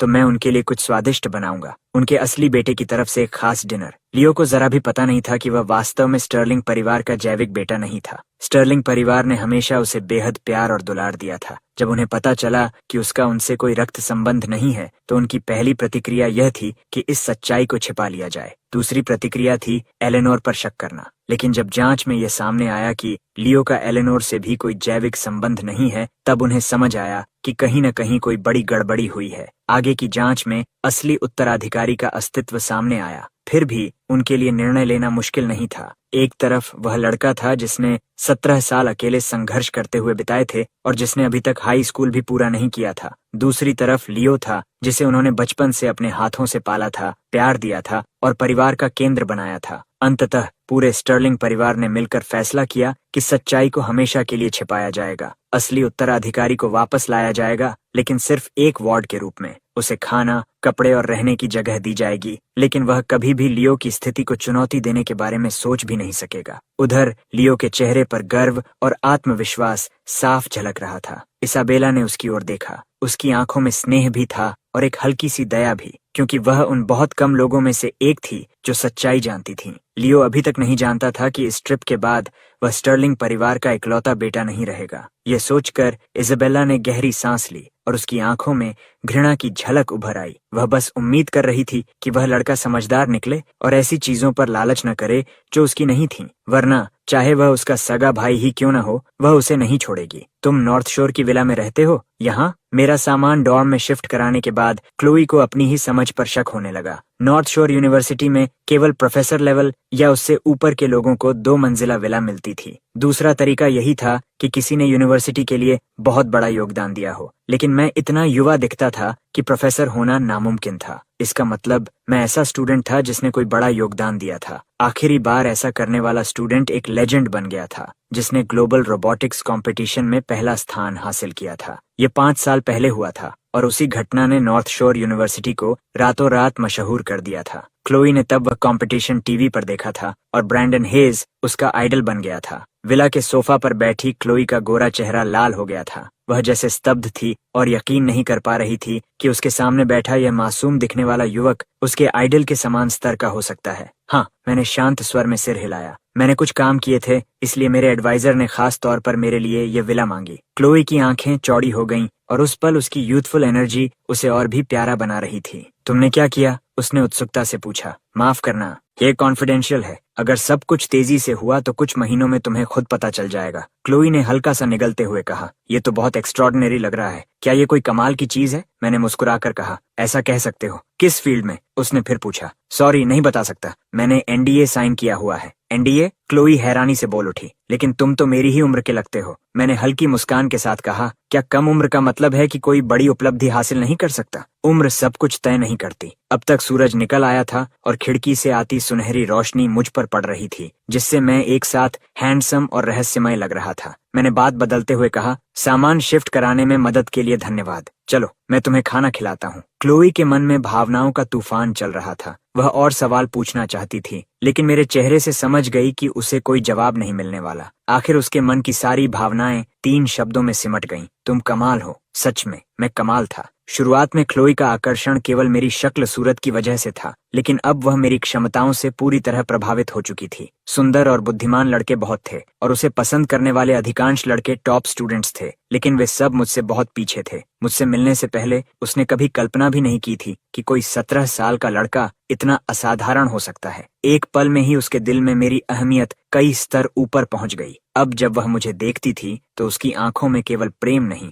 बल्कि गहरा सम्मान भी दिखाई देता था। ठीक है, तो क्या हम खाने के लिए चल रहे हैं? मैंने पूछा। बिल्कुल, मुझे खुशी होगी। क्लोई अपनी बात पूरी भी नहीं कर पाई थी कि उसका फोन बज उठा। उसने स्क्रीन पर देखा। कॉल लियो की थी। आमतौर पर लियो का फोन आते ही वह खुश हो जाती थी, लेकिन इस बार उसने मेरी ओर देखा। मेरा चेहरा सामान्य था, इसलिए उसने कॉल उठा ली। उसके कुछ कहने से पहले ही दूसरी तरफ से लियो की आवाज गूंज उठी। क्लोए, मैं वापस आ गया हूँ। क्या तुमने मुझे मिस किया? साउथ कोरिया में रहते हुए मैं तुम्हें बहुत याद कर रहा था। मैं लगभग घर पहुंचने वाला हूँ। तुम स्कूल में हो या घर पर? आज क्लास बंक तो नहीं की? लियो लगातार बोलता जा रहा था, लेकिन क्लोई एक भी शब्द नहीं सुन रही थी। उसका पूरा दिमाग मेरे विचारों से भरा हुआ था। जितना ज्यादा वह मेरे बारे में सोचती, मैं उतना ही असाधारण लगता। अगर उसका बॉयफ्रेंड मेरे जैसा होता तो हर कोई उससे ईर्ष्या करता। इसी सोच में डूबी हुई उसने अधीरता से लियो की बात काट दी। ठीक है, मैं अभी थोड़ी बिजी हूँ। रात में घर पहुंचकर बात करती हूँ। इतना कहकर उसने लियो के जवाब का इंतजार किए बिना कॉल काट दी। दूसरी तरफ लियो अविश्वास से फोन को घूरता रह गया और केवल डायल टोन सुनता रहा। उसके पास बैठी इजाबेला ने पूछा, क्या हुआ लियो? वह चौंक कर बोला। कुछ नहीं, लेकिन उसका मूड तुरंत खराब हो चुका था। क्लोई ने उसका फोन काट दिया था और उसे काफी गुस्सा आ रहा था। उसने गहरी सांस ली और खुद को शांत करने की कोशिश की। बस क्लोई है, पता नहीं क्या कर रही है। उसने अचानक फोन काट दिया। अपनी इज्जत बचाने के लिए रिचर्ड और एलेनोर ने इजाबेला को यह नहीं बताया था कि मैं परिवार में लौटने से इनकार कर चुका हूँ। उन्होंने सिर्फ इतना कहा था कि अभी कुछ समस्याएं बाकी हैं जिन्हें सुलझाना है। इसलिए जब लियो ने शिकायत की तो इजाबेला के मन में सबसे पहला ख्याल यही आया कि इसका संबंध उसके नए मिले भाई से होगा। उसकी भौहें सिकुड़ गईं और उसने लियो के सिर पर हल्के से हाथ फेरा। मैं उसकी पिटाई कर दूंगी। उसे लगने लगा कि यह तथाकथित भाई काफी चालाक और मैनिपुलेटिव है। इतनी कम देर में ही उसने क्लोई को लियो का फोन काटने पर मजबूर कर दिया था। अच्छा हुआ कि वह इस बार लियो के साथ वापस आई थी, वरना लियो उसका मुकाबला नहीं कर पाता। इजाबेला ने धीरे से सांस छोड़ी और उसकी आंखें हल्की सिकुड़ गईं। फोन रखने के बाद क्लोई ने मुझे बताया कि कॉल उसके भाई का था। उसने कहा कि कुछ समय पहले उसका एक छोटा सा एक्सीडेंट हुआ था, इसलिए वह कुछ समय के लिए बाहर था और आज ही देश लौटा है। मैं मुस्कुराया। देश लौटते ही उसने तुम्हें फोन किया। लगता है तुम दोनों काफी करीब हो। क्लोई ने तुरंत सिर हिलाया। बिल्कुल, आखिर वह मेरा इकलौता भाई है। यह कहते समय वह पूरी तरह भूल चुकी थी कि उसका असली सगा भाई अभी भी कहीं बाहर मौजूद था। फिर वह हंसते हुए बोली, उसकी उम्र देखकर धोखा मत खाना। कई बार वह बिल्कुल छोटे बच्चे जैसा व्यवहार करता है। वैसे वह भी तुम्हारी उम्र का ही है। अगर तुम दोनों मिले तो जरूर अच्छी दोस्ती हो जाएगी। क्लोए उत्साह से अपने परिवार के बारे में बातें करती रही, मानो हमारे बीच की दूरी कम करना चाहती हो। जब उसने बताया कि लियो भी मेरी ही उम्र का है तो उसके दिमाग में अचानक एक विचार आया। अगर लियो और ईथन दोस्त बन जाएं तो उसके लिए मुझे पाने का मौका और बढ़ जाएगा। वह उत्साहित होकर बोली, कैसा रहेगा अगर मैं किसी दिन तुम दोनों की मुलाकात करवाऊं? उसके चेहरे पर खुशी साफ दिखाई दे रही थी, लेकिन वह मेरी आंखों में छिपी ठंडक को बिल्कुल नहीं देख पाई। मैंने शांत स्वर में कहा, जरूर, मैं उसका इंतजार करूंगा। मैं और क्लोई यूनिवर्सिटी के पास एक जापानीज रेस्टोरेंट में लंच करने गए। वह मुझे किसी और शानदार जगह ले जाना चाहती थी, लेकिन मैं पहले ही उस पर काफी समय बर्बाद कर चुका था। इसलिए मैंने यह कहकर मना कर दिया कि कैंपस में मुझे कुछ जरूरी काम निपटाने हैं। विदा लेते समय क्लोई बोली, 2-3 दिनों में मैं तुमसे संपर्क करूंगी और अपने भाई को भी साथ लाऊंगी। मैंने सिर हिलाया। ठीक है। क्लोई बेहद खुश थी। रास्ते भर वह सोचती रही कि लियो को कौन सा गिफ्ट दे ताकि वह उसकी मदद करके मुझे उससे प्यार करने पर मजबूर कर सके। यूनिवर्सिटी से निकलने के बाद क्लोई एक बुटीक गई और वहां से एक नया डिजाइनर बैग खरीदा। फिर वह तेजी से स्टर्लिंग मैंशन की ओर लौट गई। उधर जब लियो घर पहुंचा तब तक रिचर्ड ऑफिस जा चुका था। घर में केवल एलेनोर और स्टाफ मौजूद थे। हालांकि लियो निराश नहीं हुआ। उसने साउथ कोरिया से लाए हुए गिफ्ट्स सभी स्टाफ में बांटे और फिर एलेनोर को अपना खास चुना हुआ उपहार दिया। वह लगभग $20,000 कीमत का कार्डियर रूबी नेकलेस था। एलेनोर जैसी अमीर महिला के लिए $20,000 कोई बड़ी रकम नहीं थी, लेकिन अपने बेटे की भावना ने उसका दिल गर्म कर दिया था। इजाबेला के वापस आने से भी एलेनोर का मूड पहले से काफी बेहतर हो चुका था। मेरी वजह से जो उदासी उसके मन में छा गई थी वह धीरे धीरे खत्म होने लगी थी। एलेनोर ने लियो का हाथ पकड़ते हुए कहा, तुम्हें यह पैसा अपने लिए बचा लेना चाहिए था।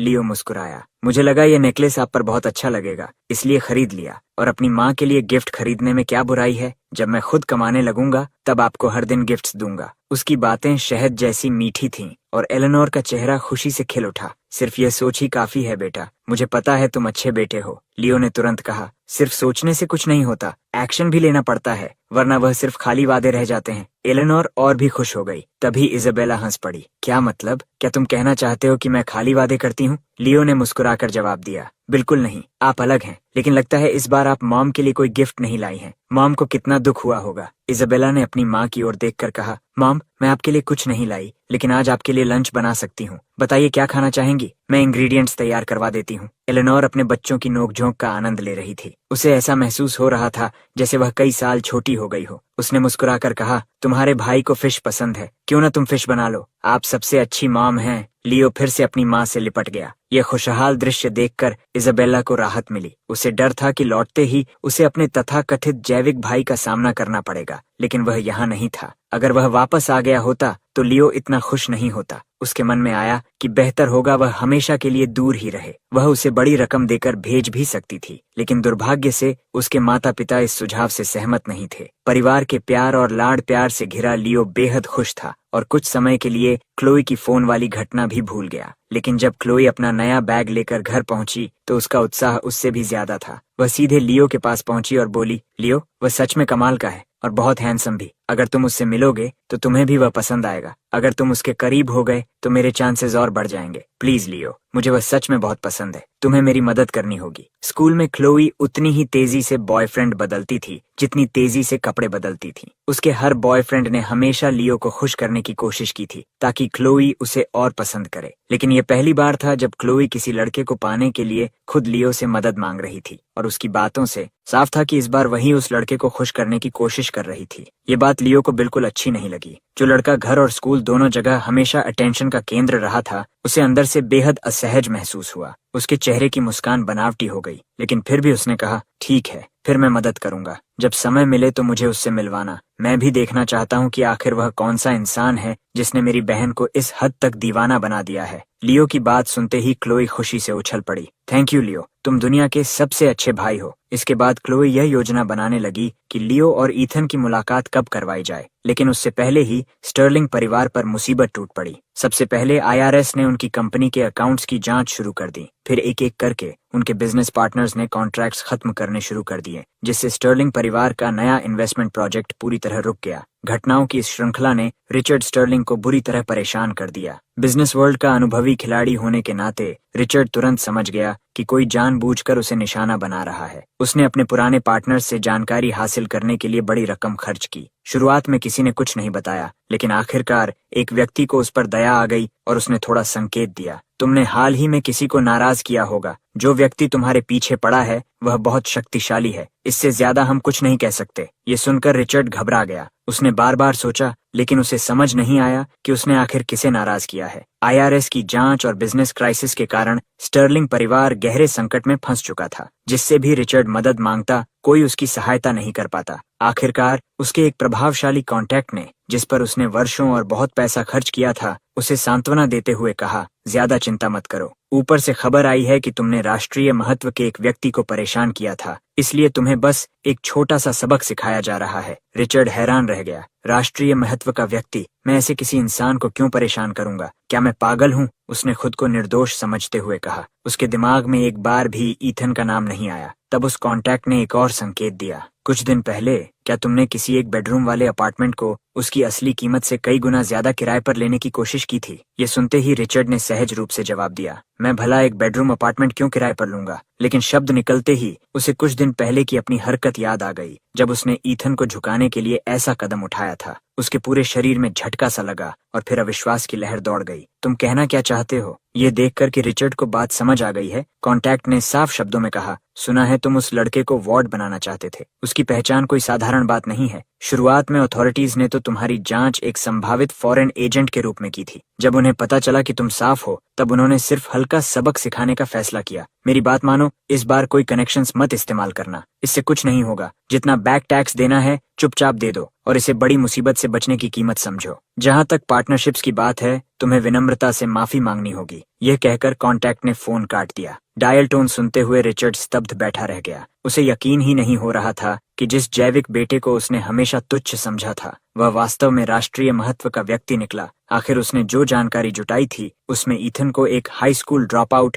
और सड़क छाप लड़का बताया गया था। ऐसा लड़का स्टर्लिंग परिवार के योग्य कैसे हो सकता था? रिचर्ड हमेशा लाभ और प्रतिष्ठा को प्राथमिकता देता था। जब उसे लगा कि उसका जैविक बेटा असफल है, तो उसने सोचा था कि उसे वार्ड बनाकर आरामदायक जीवन दे देगा और अपना कर्तव्य पूरा समझेगा। लेकिन उसने कभी कल्पना नहीं की थी कि ईथन इतनी कम उम्र में राष्ट्रीय स्तर की प्रतिभा बन चुका होगा। सिर्फ एक छोटी सी चाल चलने पर वह लगभग जासूस घोषित कर दिया गया था। कुछ क्षणों के लिए रिचर्ड पछतावे से भर गया, लेकिन जल्द ही वह पछतावा गर्व और उत्साह में बदल गया। आखिर ईथन उसका अपना खून था। बाहर पलने बढ़ने के बावजूद वह इतना असाधारण निकला था। अब रिचर्ड के मन में एक बात स्पष्ट हो गई, ईथन को वार्ड बनाकर नहीं लाया जा सकता। उसे स्टर्लिंग परिवार के जैविक बेटे के रूप में स्वीकार करना ही होगा। लेकिन अगर ऐसा हुआ तो लियो का क्या होगा? पिछले कुछ दिनों से अपने पति की परेशानी देखकर एलेनोर भी चिंतित थी। उसने कई संभावनाओं पर विचार किया था, लेकिन एक बार भी उसके मन में यह ख्याल नहीं आया था कि उनकी कंपनी पर आए संकट का संबंध उनके वर्षों पहले खोए हुए जैविक बेटे से हो सकता है। जब रिचर्ड ने उसे बताया तो उसे यकीन ही नहीं हुआ। उसे सच का एहसास तब हुआ जब रिचर्ड ने कहा कि वह मुझे असली एयर के रूप में वापस लाना चाहता है। लियो बचपन से हमारे साथ है। अगर उसे पता चल गया कि वह हमारा बायोलॉजिकल बेटा नहीं है तो वह टूट जाएगा। ईथन बहुत आउटस्टैंडिंग है, लेकिन क्या हम लियो की फीलिंग्स को पूरी तरह इग्नोर कर सकते हैं? रिचर्ड ने तिरस्कार से कहा, यह सिर्फ भावुकता है। क्या तुम्हें अंदाजा है कि तुम्हारा बायोलॉजिकल बेटा कितना असाधारण है? उसके एक छोटे से कदम से स्टर्लिंग फैमिली लगभग बर्बाद हो गई थी। अगर हमने उसकी असली पहचान छिपाने की कोशिश की तो वह शायद कभी वापस न आए। अथॉरिटीज भी हमें ऐसा करने नहीं देंगी, और वह सेवियर वाली कहानी झूठ थी। क्या तुम्हें लगता है कि यह बात छिपी रहेगी? एलेनोर हैरान रह गई। अगर वह इतना पावरफुल है तो एक छोटे अपार्टमेंट में क्यों रह रहा था? और उसके स्कूल के सभी लोग कहते हैं कि उसने पढ़ाई छोड़ दी थी। रिचर्ड ने जवाब दिया, उन्हें क्या पता? अगर सरकार उसे इतना महत्व देती है तो उसका काम कॉन्फिडेंशियल होगा। शायद उसे सीधे रिक्रूट किया गया हो। स्टूडेंट्स क्या, टीचर्स तक सच्चाई नहीं जानते होंगे? रिचर्ड उत्साह से भर उठा। वह हमारा बायोलॉजिकल बेटा है। अगर हम उसे वापस ले आए तो स्टर्लिंग फैमिली नई ऊंचाइयों तक पहुंच जाएगी। एलेनोर समझ गई कि उसका फैसला बदलने वाला नहीं है। उसने चिंतित होकर कहा, लेकिन लियो, रिचर्ड ने उत्तर दिया, और कोई रास्ता नहीं है। उसे यह सहना होगा। आखिर उसने सालों तक हमारे बेटे की जगह ऐशो आराम की जिंदगी जी है। अगर किसी के साथ अन्याय हुआ है तो वह ईथन है। अगले दिन की तैयारी करते हुए एलेनोर अब भी असमंजस में थी। वह मुझे घर लाने से हिचक रही थी, लेकिन उससे भी ज्यादा उसे लियो की चिंता थी। उसने कहा, क्या हम कह सकते हैं कि वे ट्विंस हैं? फ्रेटर्नल ट्विंस एक जैसे नहीं दिखते। इससे ईथन असली एयर बनकर लौट आएगा, और लियो के लिए भी यह स्वीकार करना आसान होगा। लियो इतना अच्छा है कि वह ईथन का ख्याल भी रखेगा। रिचर्ड ने सिर हिलाया। अगर हमने ईथन से पहले झूठ नहीं बोला होता तो ये कहानी चल सकती थी, लेकिन अब हालात बहुत आगे बढ़ चुके हैं। वह कभी विश्वास नहीं करेगा। रिचर्ड समझ चुका था कि मैं ऐसा व्यक्ति नहीं था जिसे आसानी से नियंत्रित किया जा सके, खासकर जब सरकार भी मेरे साथ थी। जब लियो को सच्चाई बताई गई तो वह पूरी तरह स्तब्ध रह गया। ये कैसे हो सकता है? मॉम, मैं आपका बेटा नहीं हूँ, आप झूठ बोल रही हैं। लेकिन एलेनोर के गंभीर चेहरे और डीएनए रिपोर्ट ने उसकी सारी उम्मीदें तोड़ दी। उसका पूरा संसार बिखर गया। आंसू उसके चेहरे पर बहने लगे और उसे लगा जैसे वह बर्फीली खाई में गिर गया हो। एलेनोर उसे सांत्वना देने की कोशिश करती रही, लेकिन वह सच स्वीकार नहीं कर पा रहा था। अपने प्यारे बेटे को इस तरह टूटते देखकर एलेनोर भी रो पड़ी, और दोनों एक दूसरे को पकड़कर रोते रहे। कुछ देर बाद क्लोई और इजाबेला वहां पहुंची। जब उन्हें पता चला कि उनकी मां ने लियो को सब सच बता दिया है तो वे बेहद नाराज हो गईं। उन्होंने पूछा कि ऐसा क्यों किया गया, जबकि सबने तय किया था कि मुझे सिर्फ वार्ड के रूप में घर लाया जाएगा। रोते हुए एलेनोर ने अपनी बेटियों को वजह बताई। उसने मेरी कही बातों को बढ़ा चढ़ाकर पेश किया और रिचर्ड की चालों को लगभग छिपा लिया। उसकी कहानी में मैं एक प्रतिभाशाली लेकिन बदतमीज और असभ्य व्यक्ति था। इजाबेला गुस्से से भर गई, लेकिन क्लोई यह सब सुनते हुए भीतर ही भीतर बेचैनी महसूस करने लगी। क्लोई को सब कुछ एक अजीब संयोग जैसा लग रहा था। अगर उसका भाई सिर्फ एक साधारण स्कूल ड्रॉप आउट होता तो बात अलग थी, लेकिन वह ऐसा व्यक्ति निकला जिसे सरकार राष्ट्रीय स्तर पर महत्व देती थी। हाल ही में किसी ने उसे अडॉप्ट करने की कोशिश की थी, जिससे उसे अपना घर बदलना पड़ा था। ये सारी बातें उसे बार बार किसी परिचित कहानी की तरह महसूस हो रही थीं। आखिरकार उसने घबराते हुए पूछा, उसका नाम क्या है? एलेनोर ने आंसू पोंछते हुए जवाब दिया, ईथन स्टर्लिंग। ये नाम सुनते ही क्लोई के चेहरे का रंग उड़ गया। उसे ऐसा लगा जैसे उसके दिल पर किसी ने जोरदार प्रहार कर दिया हो। उधर मैं कई दिनों से लैब में लगातार काम कर रहा था। कई रातों से ठीक से सोया नहीं था और शरीर पूरी तरह थक चुका था। प्रोफेसर माइल्स और उनकी एक्सपर्ट टीम मेरे साथ शोध कर रही थी, लेकिन उनकी उम्र अधिक थी, इसलिए वे मेरी तरह लगातार जाग कर काम नहीं कर सकते थे। जब उनकी सहन शक्ति जवाब दे देती तो वे कुछ घंटों के लिए ब्रेक रूम में आराम करने चले जाते। सभी मुझे धीरे काम करने की सलाह देते थे, लेकिन मैं डायमेंशनल पाउच रिसर्च को जितनी जल्दी हो सके पूरा करना चाहता था। मेरा असली उद्देश्य सदर्न हाउस की विरासत का अंतिम हिस्सा प्राप्त करना था। हालांकि यह बात किसी को नहीं पता थी। बाकी लोग समझते थे कि स्टर्लिंग फैमिली की हरकतों ने मुझे परेशान कर दिया है, इसलिए वे मेरे लिए चिंतित भी थे और नाराज भी। तभी किसी ने आकर कहा, ईथन, तुम्हारा परिवार तुमसे मिलने आया है। स्टर्लिंग्स का नाम सुनते ही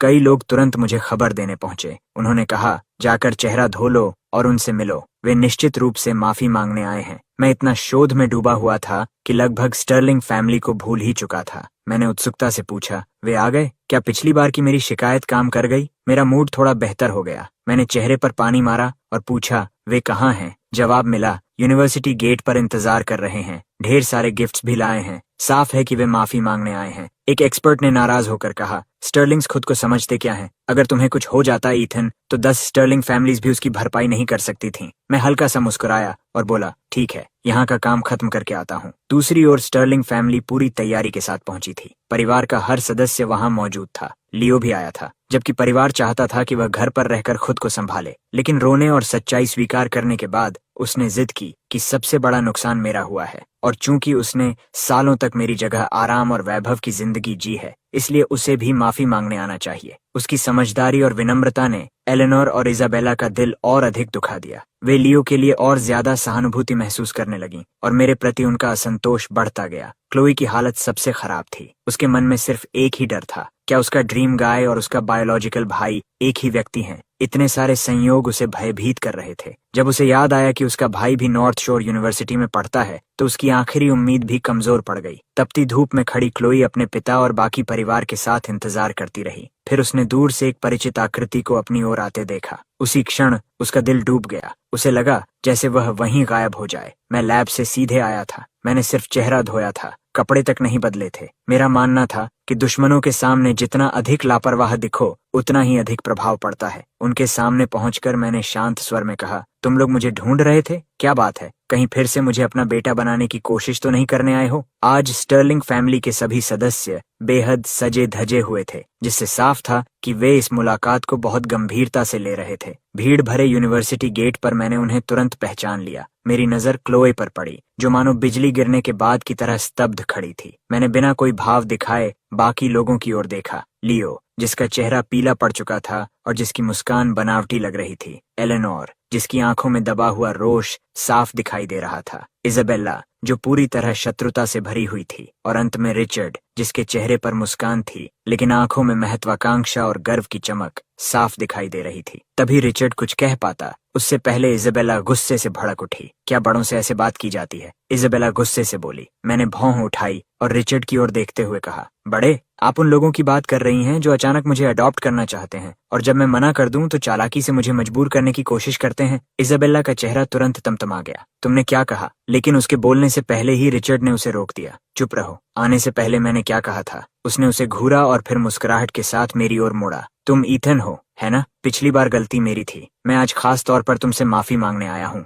फिर उसने एलेनोर को इशारा किया। एलेनोर ने तुरंत एक डिजाइनर बैग आगे बढ़ाते हुए कहा, बेटा, यह हमारी तरफ से एक छोटा सा उपहार है, कृपया स्वीकार कर लो। मैंने बिना झिझक मना कर दिया। जरूरत नहीं। तुमने उस अपार्टमेंट का किराया 4 गुना बढ़वाया था, लेकिन उससे मुझे कोई नुकसान नहीं हुआ। यूनिवर्सिटी ने मुझे विला दिया हुआ है। मैं उस अपार्टमेंट का इस्तेमाल कभी कभी ही करता था, इसलिए माफी स्वीकार है, लेकिन गिफ्ट्स की आवश्यकता नहीं है। रिचर्ड ने तुरंत जवाब दिया, ऐसा कैसे हो सकता है? गलती मेरी थी। मैं तो तुम्हारे लिए घर खरीदना चाहता था, लेकिन उस दिन तुम्हारी बातों ने मुझे गुस्सा दिला दिया और मैंने तुम्हें थोड़ा डराने की कोशिश की। एक बूढ़े आदमी का एक युवा से मन में बैर रखना गलत था। उसकी बातें इतनी सहज थीं जैसे कई बार अभ्यास किया गया भाषण हो, लेकिन मेरे चेहरे पर कोई बदलाव नहीं आया। मैं बस शांत खड़ा उसकी प्रस्तुति देखता रहा। मेरी प्रतिक्रिया न मिलने पर वह कुछ पल रुका और फिर बोला, असल में माफी के अलावा भी एक बात करनी है। मैंने पाल्म रेस्टोरेंट में टेबल बुक की है। दोपहर का समय हो रहा है, चलो खाना खाते हुए बात करते हैं। मैंने तुरंत सिर हिलाया, नहीं धन्यवाद, जो कहना है यहीं कहो। अब तक मैं समझ चुका था कि आज रिचर्ड का असली उद्देश्य क्या था।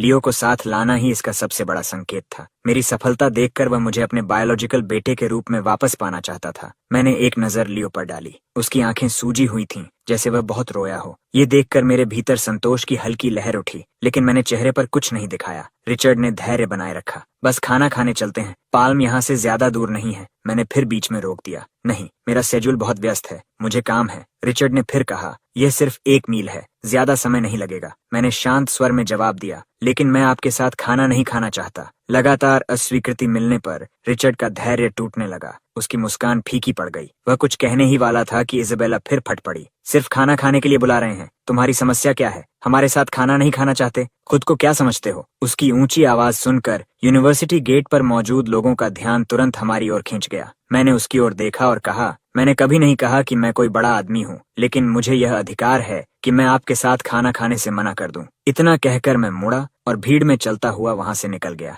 मैंने उन्हें दोबारा कुछ कहने का मौका ही नहीं दिया। इजाबेला गुस्से से कांप रही थी। रिचर्ड भी क्रोधित था, लेकिन वहां भीड़ जमा हो चुकी थी और वह समझ गया कि यह बात करने की सही जगह नहीं है। उसने किसी तरह अपना गुस्सा दबाया और इजाबेला को घूरा। दूसरी तरफ मैं कई दिनों की लगातार रिसर्च से बेहद थक चुका था, इसलिए सीधे अपने विला की ओर लौटने लगा। रास्ते में मेरी मुलाकात विक्टोरिया वैंस से हुई। कुछ दिन पहले क्लोई ने उसे ड्रिंकिंग कॉन्टेस्ट में बुरी तरह हरा दिया था और उसके बाद वह गायब हो गई थी, लेकिन अब वह फिर सामने खड़ी थी, जैसे कुछ हुआ ही ना हो। उसने मुस्कुराकर कहा, ईथन, क्या संयोग है, मैंने ठंडे स्वर में कहा। ये मेरे डॉर्म का रास्ता है। विक्टोरिया ने बिना झिझक जवाब दिया। मुझे पता है, मैं तुम्हें यहीं रोकने आई हूँ। क्या आज साथ डिनर करोगे? यही उसका तरीका था। वह हमेशा मेरे आसपास मंडराती, इशारों में बातें करती, लेकिन कभी सीधे अपने मन की बात नहीं कहती। मुझे यह सब परेशान करता था, लेकिन वह बाकी चाहने वालों को दूर रखती थी, इसलिए मैं कभी बहुत कठोर नहीं हुआ। मैंने सीधा जवाब दिया, नहीं, अभी भूख नहीं है, मैं आराम करना चाहता हूँ। इतना कहकर मैं उसके पास से निकल गया। पीछे खड़ी विक्टोरिया का चेहरा तुरंत उतर गया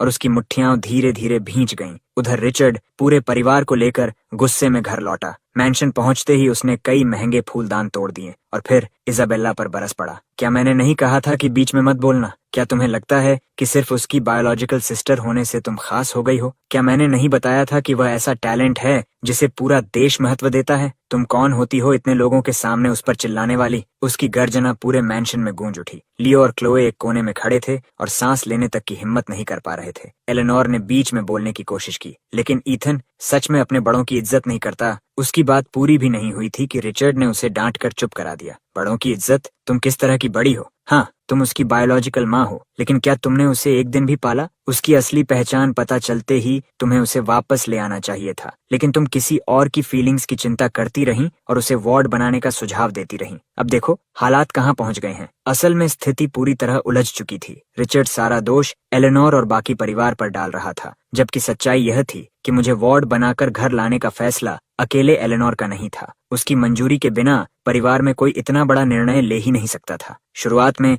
रिचर्ड भी यही मानता था कि मैं एक साधारण हाई स्कूल ड्रॉप आउट हूँ, जो स्टर्लिंग नाम के योग्य नहीं है और परिवार की प्रतिष्ठा को नुकसान पहुंचाएगा। उससे भी महत्वपूर्ण बात यह थी कि अगर सच सामने आ जाता तो लियो की वह कीमत और स्थिति खत्म हो जाती जो उसने इतने वर्षों में परिवार में हासिल की थी। लेकिन अब सब बदल चुका था। मेरी असली पहचान उसकी कल्पना से कहीं अधिक प्रभावशाली निकली। उसकी नजर में मैं उसके बाकी सभी बच्चों से कई गुना अधिक प्रतिभाशाली था। उसे पूरा विश्वास था कि कुछ वर्षों में मैं स्टर्लिंग फैमिली को ऐसी ऊंचाइयों तक पहुंचा सकता हूं जहां वे पहले कभी नहीं पहुंचे थे। लेकिन एक समस्या थी। यह सब तभी संभव था जब मैं परिवार में लौटने को तैयार होता और उनके प्रति मेरे मन में अच्छी भावना होती। फिलहाल मेरे मन में उनके लिए ऐसी कोई भावना नहीं थी। यही बात रिचर्ड को सबसे ज्यादा परेशान कर रही थी। उसे अब घर में मौजूद हर व्यक्ति खटकने लगा था। लिविंग रूम में सब पर चिल्लाने के बाद वह गुस्से में मैंशन से बाहर निकल गया। रिचर्ड के जाते ही लियो, जो अब तक खुद को संभाले हुए था, पूरी तरह टूट गया। उसकी आंखों से बड़े बड़े आंसू बहने लगे। वह समझ ही नहीं पा रहा था कि आखिर यह सब हुआ कैसे। कुछ समय पहले तक सब सामान्य था। वह विदेश यात्रा पर गया था और लौटकर आया तो उसकी पूरी दुनिया बदल चुकी थी। अचानक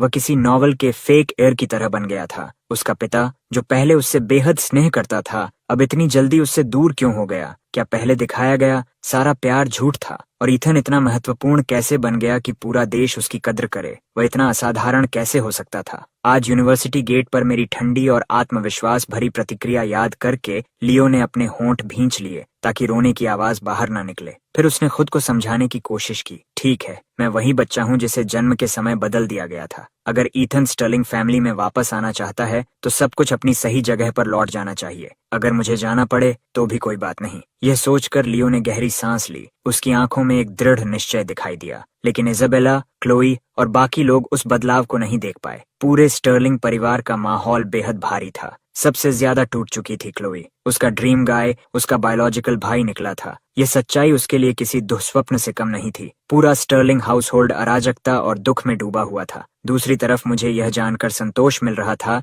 कि स्टर्लिंग्स परेशान थे। उन्हें वापस भेजने के बाद मैं अपने विला लौटा और चैन की नींद सो गया। जब मैं जागा तो फोन पर क्लोई का मैसेज था, क्या हम मिल सकते हैं? मैंने संदेश पढ़ा, हल्का सा भौं उठाई और बिना किसी हिचकिचाहट के उसका कांटेक्ट डिलीट कर दिया। कुछ ही देर में क्लोई को पता चल गया कि उसे डिलीट कर दिया गया है। यह उसके पहले से टूटे हुए दिल पर एक और चोट थी। वह अपने कमरे में अकेली बैठी थी और उसे रोने का मन हो रहा था। तभी दरवाजा खुला और इजाबेला अंदर आई। उसके चेहरे पर गुस्सा साफ दिखाई दे रहा था। उसने तीखे स्वर में कहा, तुम यहाँ छिपकर क्या कर रही हो? तुम्हें अंदाजा भी है कि लियो अभी कितना परेशान है? क्लोई ने खोई हुई नजरों से उसकी ओर देखा। लियो को क्या हुआ? इजाबेला ने दांत भींचते हुए जवाब दिया, तुम पूछ रही हो क्या हुआ? वह अपने कमरे में सामान बांध रहा है। कह रहा है कि वह परिवार छोड़कर चला जाएगा। मॉम उसे रोक नहीं पा रही हैं। उसका कहना है कि वह सब कुछ ईथन को वापस देना चाहता है। यह सुनते ही क्लोई का चेहरा बदल गया। वह घबराकर उठ खड़ी हुई। लियो, तुम क्या कर रहे हो? तुम मेरा दिल तोड़ रहे हो। जब तुम्हें बदल दिया गया था तब तुम सिर्फ एक बेबी थे। इसमें तुम्हारी कोई गलती नहीं है, कृपया मत जाओ। अगर तुम चले गए तो मैं क्या करूंगी। उधर लियो सचमुच स्टर्लिंग फैमिली छोड़ने की तैयारी कर रहा था। रिचर्ड द्वारा पूरे परिवार को डांटने के बाद उसे लगने लगा था कि उसकी मौजूदगी ही सभी समस्याओं की जड़ है। शायद उसके जाने से सब कुछ सामान्य हो जाए, ईथन परिवार में लौट आए, रिचर्ड की परेशानियां खत्म हो जाएं और सभी खुश हो जाएं। जन्म के समय बदल दिया जाना उसकी गलती नहीं थी, लेकिन वह जानता था कि इन वर्षों में लाभ उसी ने उठाया था। उसने मेरी जगह संसाधन पाए, मेरी जगह जीवन जिया। भले ही मैं अपने दम पर सफल हो गया था, फिर भी उसके मन में अपराध बोध था। आंसुओं से भरी आंखों के साथ उसने एलेनोर से कहा, मॉम, मैं आपसे मिलने वापस आता रहूंगा, मैं वादा करता हूँ। लेकिन अभी हालात ठीक करने का एक ही तरीका है, मेरा जाना। तब ईथन बिना किसी झिझक के घर लौट सकेगा और आपको दोष भी नहीं देगा। आखिर वह आपका असली बेटा है। अगर तुम चले गए तो मेरा क्या होगा। अगर अपने बारे में नहीं सोच सकते तो कम से कम मेरे बारे में सोचो। एलेनोर की आवाज आंसुओं से भर गई। इजाबेला भी तुरंत बोली, मेरे दिल में तुम ही मेरे इकलौते भाई हो। कोई और कितना भी आउटस्टैंडिंग क्यों ना हो, उससे मुझे कोई फर्क नहीं पड़ता। यह कहते हुए उसने क्लोई की तरफ तिरछी नजर डाली। क्लोई ने होंठ भींचे और गहरी सांस ली। मेरे लिए भी तुम ही मेरे भाई हो लियो, कृपया मत जाओ। अगर तुम चले गए तो यह परिवार बिखर जाएगा। कुछ ही देर पहले क्लोई मन ही मन सोच रही थी कि काश शुरू से ही ईथन को असली बेटे की तरह स्वीकार कर लिया गया होता। लेकिन अब लियो को इस हालत में देखकर उसका दिल पूरी तरह उसके पक्ष में झुक गया था। उसे लगने लगा कि चाहे ईथन कभी परिवार में वापस न आए, कोई बात नहीं। वह अपनी जिंदगी में पहले ही सफल था और लौटना भी नहीं चाहता था। लेकिन लियो को खोना वह सह नहीं सकती थी। कमरे में मौजूद हर व्यक्ति की आंखों में सच्ची चिंता देखकर लियो कुछ पल तक चुप रहा, फिर भारी गले से बोला, लेकिन डैड चाहते हैं कि वह वापस आए, और अगर मैं नहीं गया तो शायद वह कभी लौटना नहीं चाहेगा। फिर डैड आप सबको दोष देंगे। सब ठीक हो जाएगा, क्लोई ने मजबूरी भरी दृढ़ता से कहा। जरूरत पड़ी तो मैं खुद जाकर उससे विनती करूंगी। एलेनोर ने भी आंसू पोंछते हुए कहा, मैं भी जाऊंगी। मैं उसे उसकी असली पहचान बताऊंगी और वापस आने की भीख मांगूंगी। अगर वह फिर भी नहीं माना तो मैं उसके सामने घुटनों पर बैठ जाऊंगी। लेकिन लियो, तुम नहीं जाओगे, चाहे वह लौटे या नहीं। मैं तुम्हें खोना नहीं चाहती। यह सुनते ही लियो का बचा हुआ संयम भी टूट गया। मॉम, कहते हुए वह एलेनोर से लिपटकर फूट फूट कर रोने लगा। पास खड़ी इजाबेला और क्लोई ने राहत की सांस ली। कम से कम अभी के लिए लियो रुकने वाला था। उधर मैं आराम से सोकर उठा और स्टर्लिंग फैमिली के बारे में सोचने लगा। मुझे पूरा यकीन था कि वे फिर आएंगे और इस बार शायद मेरी असली पहचान का सच भी बताएंगे। जैसा मैंने सोचा था वैसा ही हुआ। सिर्फ एक दिन बाद स्टर्लिंग्स फिर मेरे सामने थे। हालांकि इस बार रिचर्ड नहीं आया था। एलेनोर अपने तीनों बच्चों को साथ लेकर आई थी। आते ही उसने सीधे कहा कि वह मेरी बायोलॉजिकल मदर है और मुझसे बात करना चाहती है। मैं हंस पड़ा। मेरी बायोलॉजिकल मदर? पिछली बार तो आपने कहा था कि मैं आपके पति के सेवियर का बेटा हूँ। अब अचानक मैं आपका बायोलॉजिकल सन कैसे बन गया? मेरी आवाज शांत थी, लेकिन होठों पर तिरस्कार भरी मुस्कान थी। एलेनोर ने होंठ भींच लिए। वह कुछ कहने ही वाली थी कि लियो बीच में बोल पड़ा। मुझे माफ करना, मॉम ने ऐसा मेरी वजह से कहा था। उसने गहरी सांस ली। ये पूरी कहानी काफी लंबी है। अगर आपको आपत्ति न हो तो हम किसी कैफे में बैठ सकते हैं। मैं शुरुआत से सब कुछ समझा दूंगा। लियो के चेहरे पर ईमानदारी, उदासी और दृढ़ता का मिश्रण था, लेकिन मुझे यह सब बेहद हास्यास्पद लगा। पिछले जीवन में जब भी वह ऐसा चेहरा बनाता था, इजाबेला और बाकी लोग मुझे अपमानित करते थे और कहते थे कि मैं किसी चीज के लायक नहीं हूँ। सिर्फ इजाबेला ही नहीं, एलेनोर भी हमेशा उसी का पक्ष लेती थी। उसके लिए गलती कभी लियो की नहीं होती थी। लेकिन वह पिछला जीवन था जब मैं एक महत्वहीन सपोर्टिंग कैरेक्टर की तरह दूसरों की मर्जी से खेला जाता था। अब हालात अलग थे। मैंने इजाबेला की ओर देखा। उसकी आंखों में दबा हुआ गुस्सा और दया दोनों दिखाई दे रहे थे। फिर मैंने हल्की सांस छोड़ी और कहा, मैं तुम्हें आधा घंटा देता हूँ, बैठो और बताओ कि मामला क्या है। मैंने ठुड्डी से इशारा करते हुए लियो को बैठने के लिए कहा। हालांकि वह खड़ा था, फिर भी मेरी मौजूदगी के सामने वह पूरी तरह दबा हुआ लग रहा था। एलेनोर, इजाबेला और क्लोई तीनों ने यह महसूस किया और उनकी भौहें सिकुड़ गईं। इसके बाद लियो ने पूरी कहानी विस्तार से सुनाई। उसने बताया कि एलेनोर मुझे वार्ड बनाकर घर लाना चाहती थी क्योंकि वह उसे दुखी नहीं करना चाहती थी। योजना यह थी कि पहले मुझे घर लाया जाए, फिर धीरे धीरे सच बताया जाए और अंत में मेरी पहचान वापस दी जाए। किसी ने नहीं सोचा था कि हालात इतने बिगड़ जाएंगे। कहानी के अंत में उसने रिचर्ड का भी बचाव किया। डैड का इरादा भी बुरा नहीं था। वह सिर्फ नहीं चाहते थे कि आप अकेले रहें। उन्हें डर था कि आप गलत रास्ते पर चले जाएंगे। सच कहूं तो लियो बोलने में काफी कुशल था। उसके शब्द और भावनाएं इतनी ईमानदार लगती थीं कि कोई भी प्रभावित हो सकता था। अगर पिछले जीवन में मुझे इतनी बुरी तरह धोखा न मिला होता तो शायद मैं भी उसकी बातों से पिघल जाता। वह हमेशा मासूम पीड़ित की भूमिका बहुत अच्छी तरह निभाता था। एलेनोर, इजाबेला और क्लोई के चेहरों पर भावुकता साफ दिखाई दे रही थी। मैंने भौं उठाई और हल्की मुस्कान के साथ पूछा, तो तुम्हारे हिसाब से मुझे तुम्हारा धन्यवाद करना चाहिए? मेरा वह मतलब नहीं था, लियो ने तुरंत कहा। मैं सिर्फ यह कहना चाहता हूँ कि यह सब मेरी गलती है। अगर किसी को दोष देना है तो मुझे दो, मॉम और डैड को नहीं। वे सिर्फ मेरी फीलिंग्स की रक्षा करना चाहते थे। मैं जानता हूँ कि उन्होंने तुम्हारे साथ अन्याय किया क्योंकि तुम उनके असली बेटे हो, लेकिन वे भी पीड़ित हैं। उन्होंने मुझे 10 साल से ज्यादा अपने बेटे की तरह पाला है। ऐसा रिश्ता एक दिन में नहीं टूट सकता। वे मुझे छोड़ नहीं सकते थे, लेकिन तुम्हें भी नहीं छोड़ना चाहते थे, इसलिए उन्होंने झूठ बोला। जैसे जैसे लियो बोलता गया, एलेनोर की आंखों से आंसू बहने लगे। उसकी बातों ने उसे लगभग त्यागमयी और महान माँ की तरह प्रस्तुत कर दिया था। इज़ाबेला और क्लोई भी भावुक हो गईं।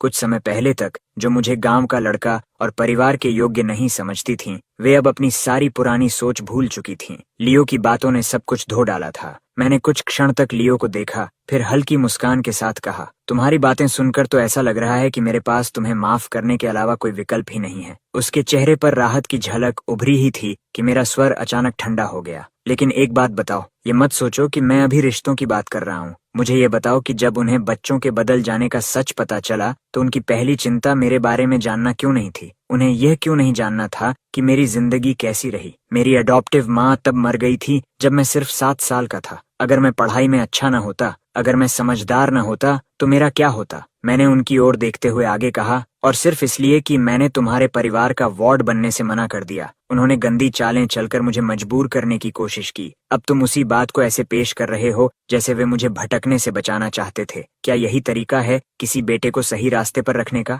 सच बताने के बजाय उसके सारे रास्ते बंद कर दो, उसकी गरिमा कुचल दो, उसके पंख काट दो और उसे मजबूर करो कि वह तुम्हारे घर वार्ड बनकर रहे। ये तो किसी कुत्ते को ट्रेन करने जैसा है। पहले उसे पीटो, फिर एक टुकड़ा फेंको और उम्मीद करो कि वह एहसानमंद हो जाएगा। अगर यही किसी को छोड़ न पाने का तरीका है तो मुझे उन लोगों पर दया आती है जिन्हें तुम्हारे माता पिता छोड़ नहीं पाते। पिछले जीवन की यादें मन में उभर आईं और मेरी आंखें और ठंडी हो गईं। मैंने अचानक कुर्सी से उठकर लियो की ओर देखा। तुम सच में एक पाखंडी हो। मुझे समझ नहीं आता कि मैंने तुम्हारे जैसे लोगों पर आधा घंटा क्यों बर्बाद किया। यह कहकर मैं मुड़ा और वहां से जाने लगा। लियो की आंखों में उलझन दिखाई दी। उसने घबराकर मेरा हाथ पकड़ने की कोशिश की, लेकिन मैं अचानक रुक गया और पलटकर उन्हें देखा। मेरी निगाहों में साफ चेतावनी थी, अब दोबारा मेरे पास मत आना, वरना मुझे अपने एडवाइजर से फिर बात करनी पड़ सकती है, और अगली बार मैं इतना उदार नहीं रहूंगा। ये भारी धमकी छोड़कर मैं बिना पीछे देखे वहां से चला गया। मेरे जाते ही लियो खुद को रोक नहीं पाया। उसकी आंखों से आंसू बहने लगे। वह समझ नहीं पा रहा था कि आखिर गलती कहाँ हुई। उसकी नजर में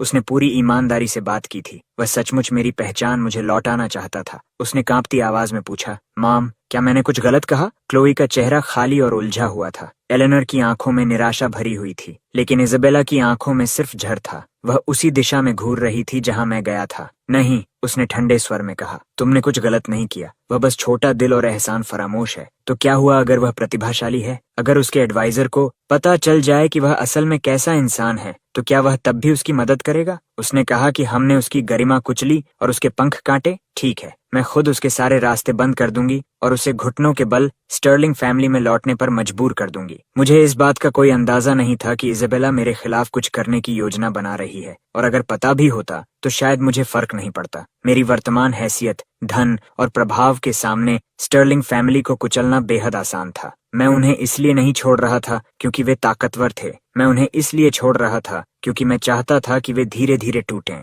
पिछले जीवन में असहाय होने का दर्द मैंने बहुत बार झेला था। इस बार उनकी बारी थी। मैं चाहता था कि वे अपनी सबसे प्रिय चीजों को एक एक करके टूटते देखें, जैसे मुट्ठी से रेत फिसल जाती है और अंत में कुछ भी नहीं बचता। इज़ाबेला और लियो के चेहरे याद आते ही मेरा मूड अच्छा हो गया। मैंने फोन निकाला और मेसन को कॉल लगाया। मेसन, फ्री हो? बिस्केन बुलवार्ड वाला कॉन्डो याद है? इस हफ्ते लैब में ज्यादा काम नहीं है। मैं जाकर उसे देखना चाहता हूँ। आखिर वह मेरी जिंदगी की पहली प्रॉपर्टी है। मेरी आंखों में मुस्कान थी जब मैंने उससे मिलने का समय तय किया। उधर एलेनोर ने रिचर्ड को यह नहीं बताया कि वह बच्चों को लेकर मुझसे मिलने गई थी। उसे डर था कि अगर बात बिगड़ गई तो रिचर्ड नाराज होगा। अब उसे लग रहा था कि उसकी सावधानी सही थी। बाहर धूप चमक रही थी, लेकिन उसके दिल में ठंडक और निराशा भरी हुई थी। वह समझ नहीं पा रही थी कि उसने ऐसा बेटा कैसे जन्म दिया जो उनकी बातों का जरा भी सम्मान नहीं करता। उसकी सोच में उन्होंने सब कुछ स्पष्ट कर दिया था, फिर भी मैं उन्हें कोई रियायत देने को तैयार नहीं था। चाहे कुछ भी हो, वह मेरी माँ थी। उसके अनुसार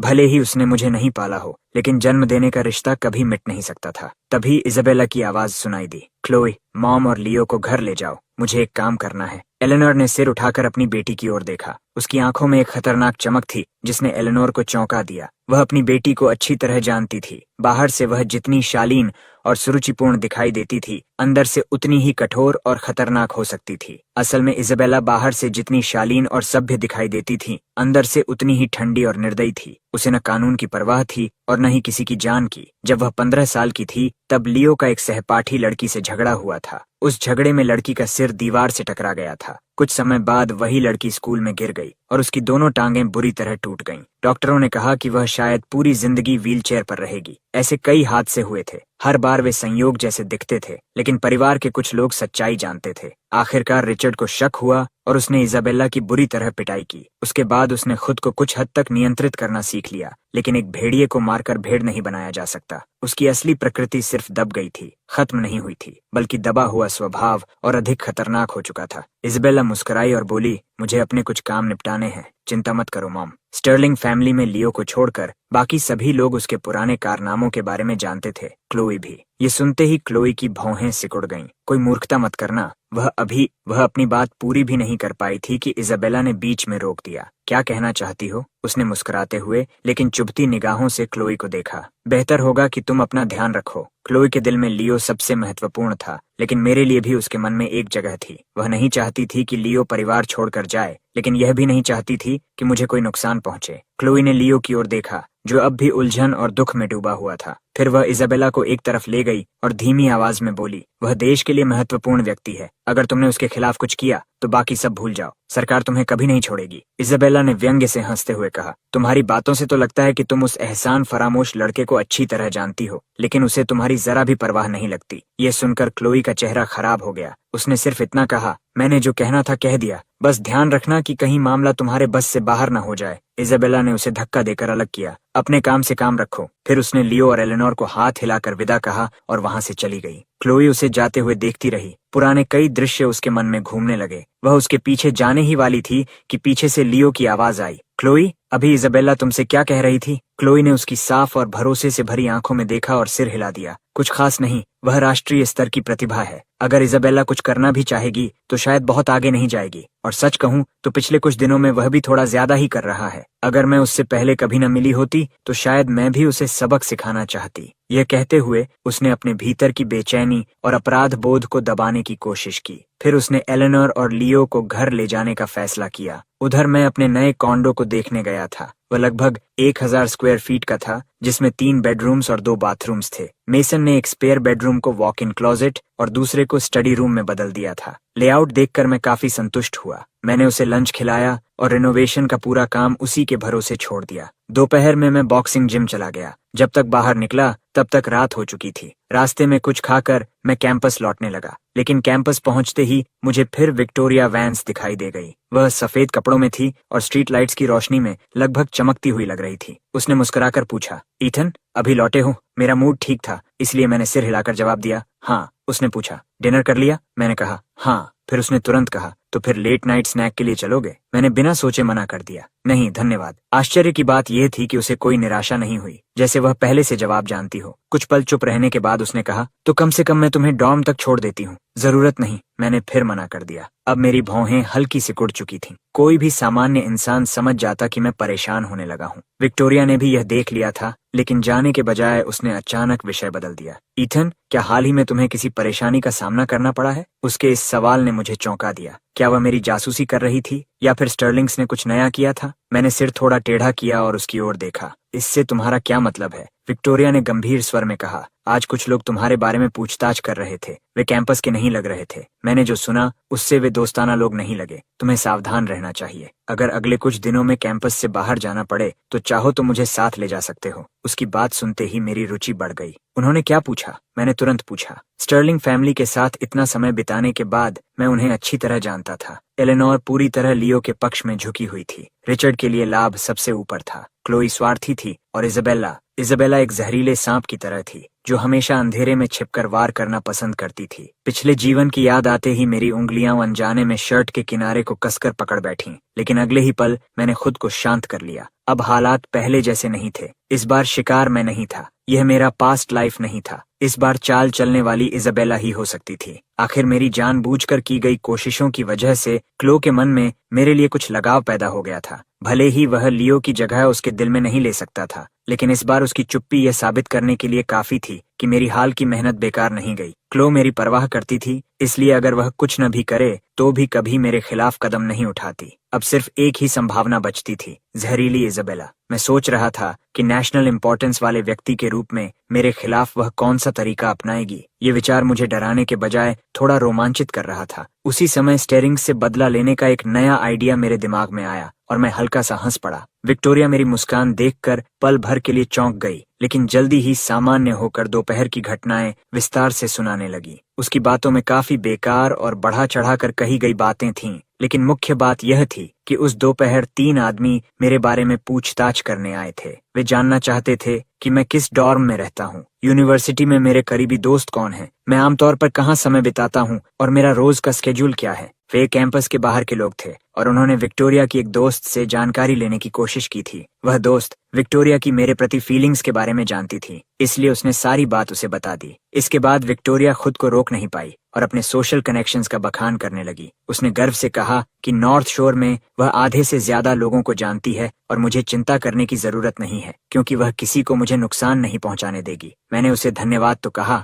लेकिन मुझे महसूस हो रहा था कि वह पूरी सच्चाई नहीं बता रही थी। कैंपस में मेरी पहचान और स्थिति को देखते हुए इजाबेला इतनी जल्दबाजी में कोई कदम नहीं उठाती जब तक कि वह हालात को पूरी तरह समझ न लेती। सबसे संभावित बात यही थी कि विक्टोरिया और इजाबेला ने अस्थायी रूप से हाथ मिला लिया था और किसी अनकहे अलायंस में काम कर रही थीं, लेकिन मुझे इसकी कोई चिंता नहीं थी। एब्सोल्यूट पावर के सामने किसी भी तरह की कंस्पिरेसी सिर्फ कागजी शेर होती है। विक्टोरिया ने एक बार फिर मुझे डॉम तक छोड़ने की पेशकश की और मैंने एक बार फिर उसे मना कर दिया। अब जब इजाबेला ने अपनी चाल चल दी थी तो मुझे भी जवाबी कदम उठाना था। मैंने मन ही मन उसकी योजना का विश्लेषण करना शुरू किया। विक्टोरिया की कहानी में सच और झूठ दोनों शामिल थे। इजाबेला सचमुच मेरी जांच करवा रही थी, ये उसका खुला प्लान था, लेकिन छिपा हुआ प्लान विक्टोरिया के साथ उसकी साझेदारी थी। विक्टोरिया एक हिपोक्रेट थी। वह मुझे पसंद करती थी, लेकिन कभी इसे स्वीकार नहीं करती थी और हमेशा पर्दे के पीछे रहकर योजनाएं बनाना पसंद करती थी, ठीक इजाबेला की तरह। इसलिए उनकी साझेदारी शायद किसी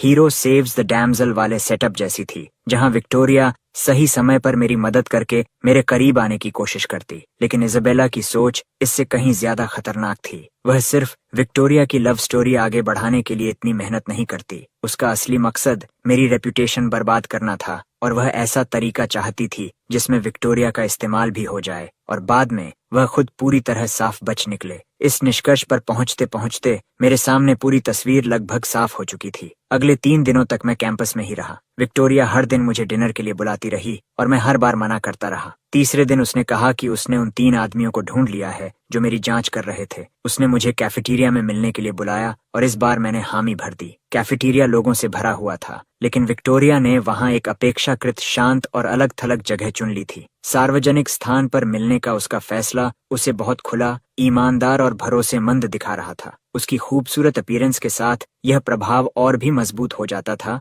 इसलिए अधिकांश लोग आसानी से उसकी बातों पर विश्वास कर लेते। बैठते ही उसने कहा कि जो लोग मेरे बारे में पूछताछ कर रहे थे वे फिर वापस आए थे। उन्होंने उसे कुछ पैसे दिए थे और कहा था कि किसी भी तरह मुझे कैंपस से बाहर लाना है। उसने दावा किया कि उसके दोस्तों ने उन लोगों को अभी कंट्रोल में रखा हुआ है और पूछा कि क्या मैं उनसे मिलना चाहूंगा। फिर उसने जल्दी से यह भी जोड़ दिया कि कोई जल्दबाजी नहीं है, शायद मैंने अभी तक खाना भी नहीं खाया होगा। पहले आराम से खाना खा लेते हैं, फिर जाकर देखते हैं कि आखिर कौन मेरे खिलाफ साजिश रच रहा है। उसकी बात सुनकर मैं हल्का सा मुस्कुराया और शांत स्वर में जवाब दिया, जरूर, पहले खाना खा लेते हैं।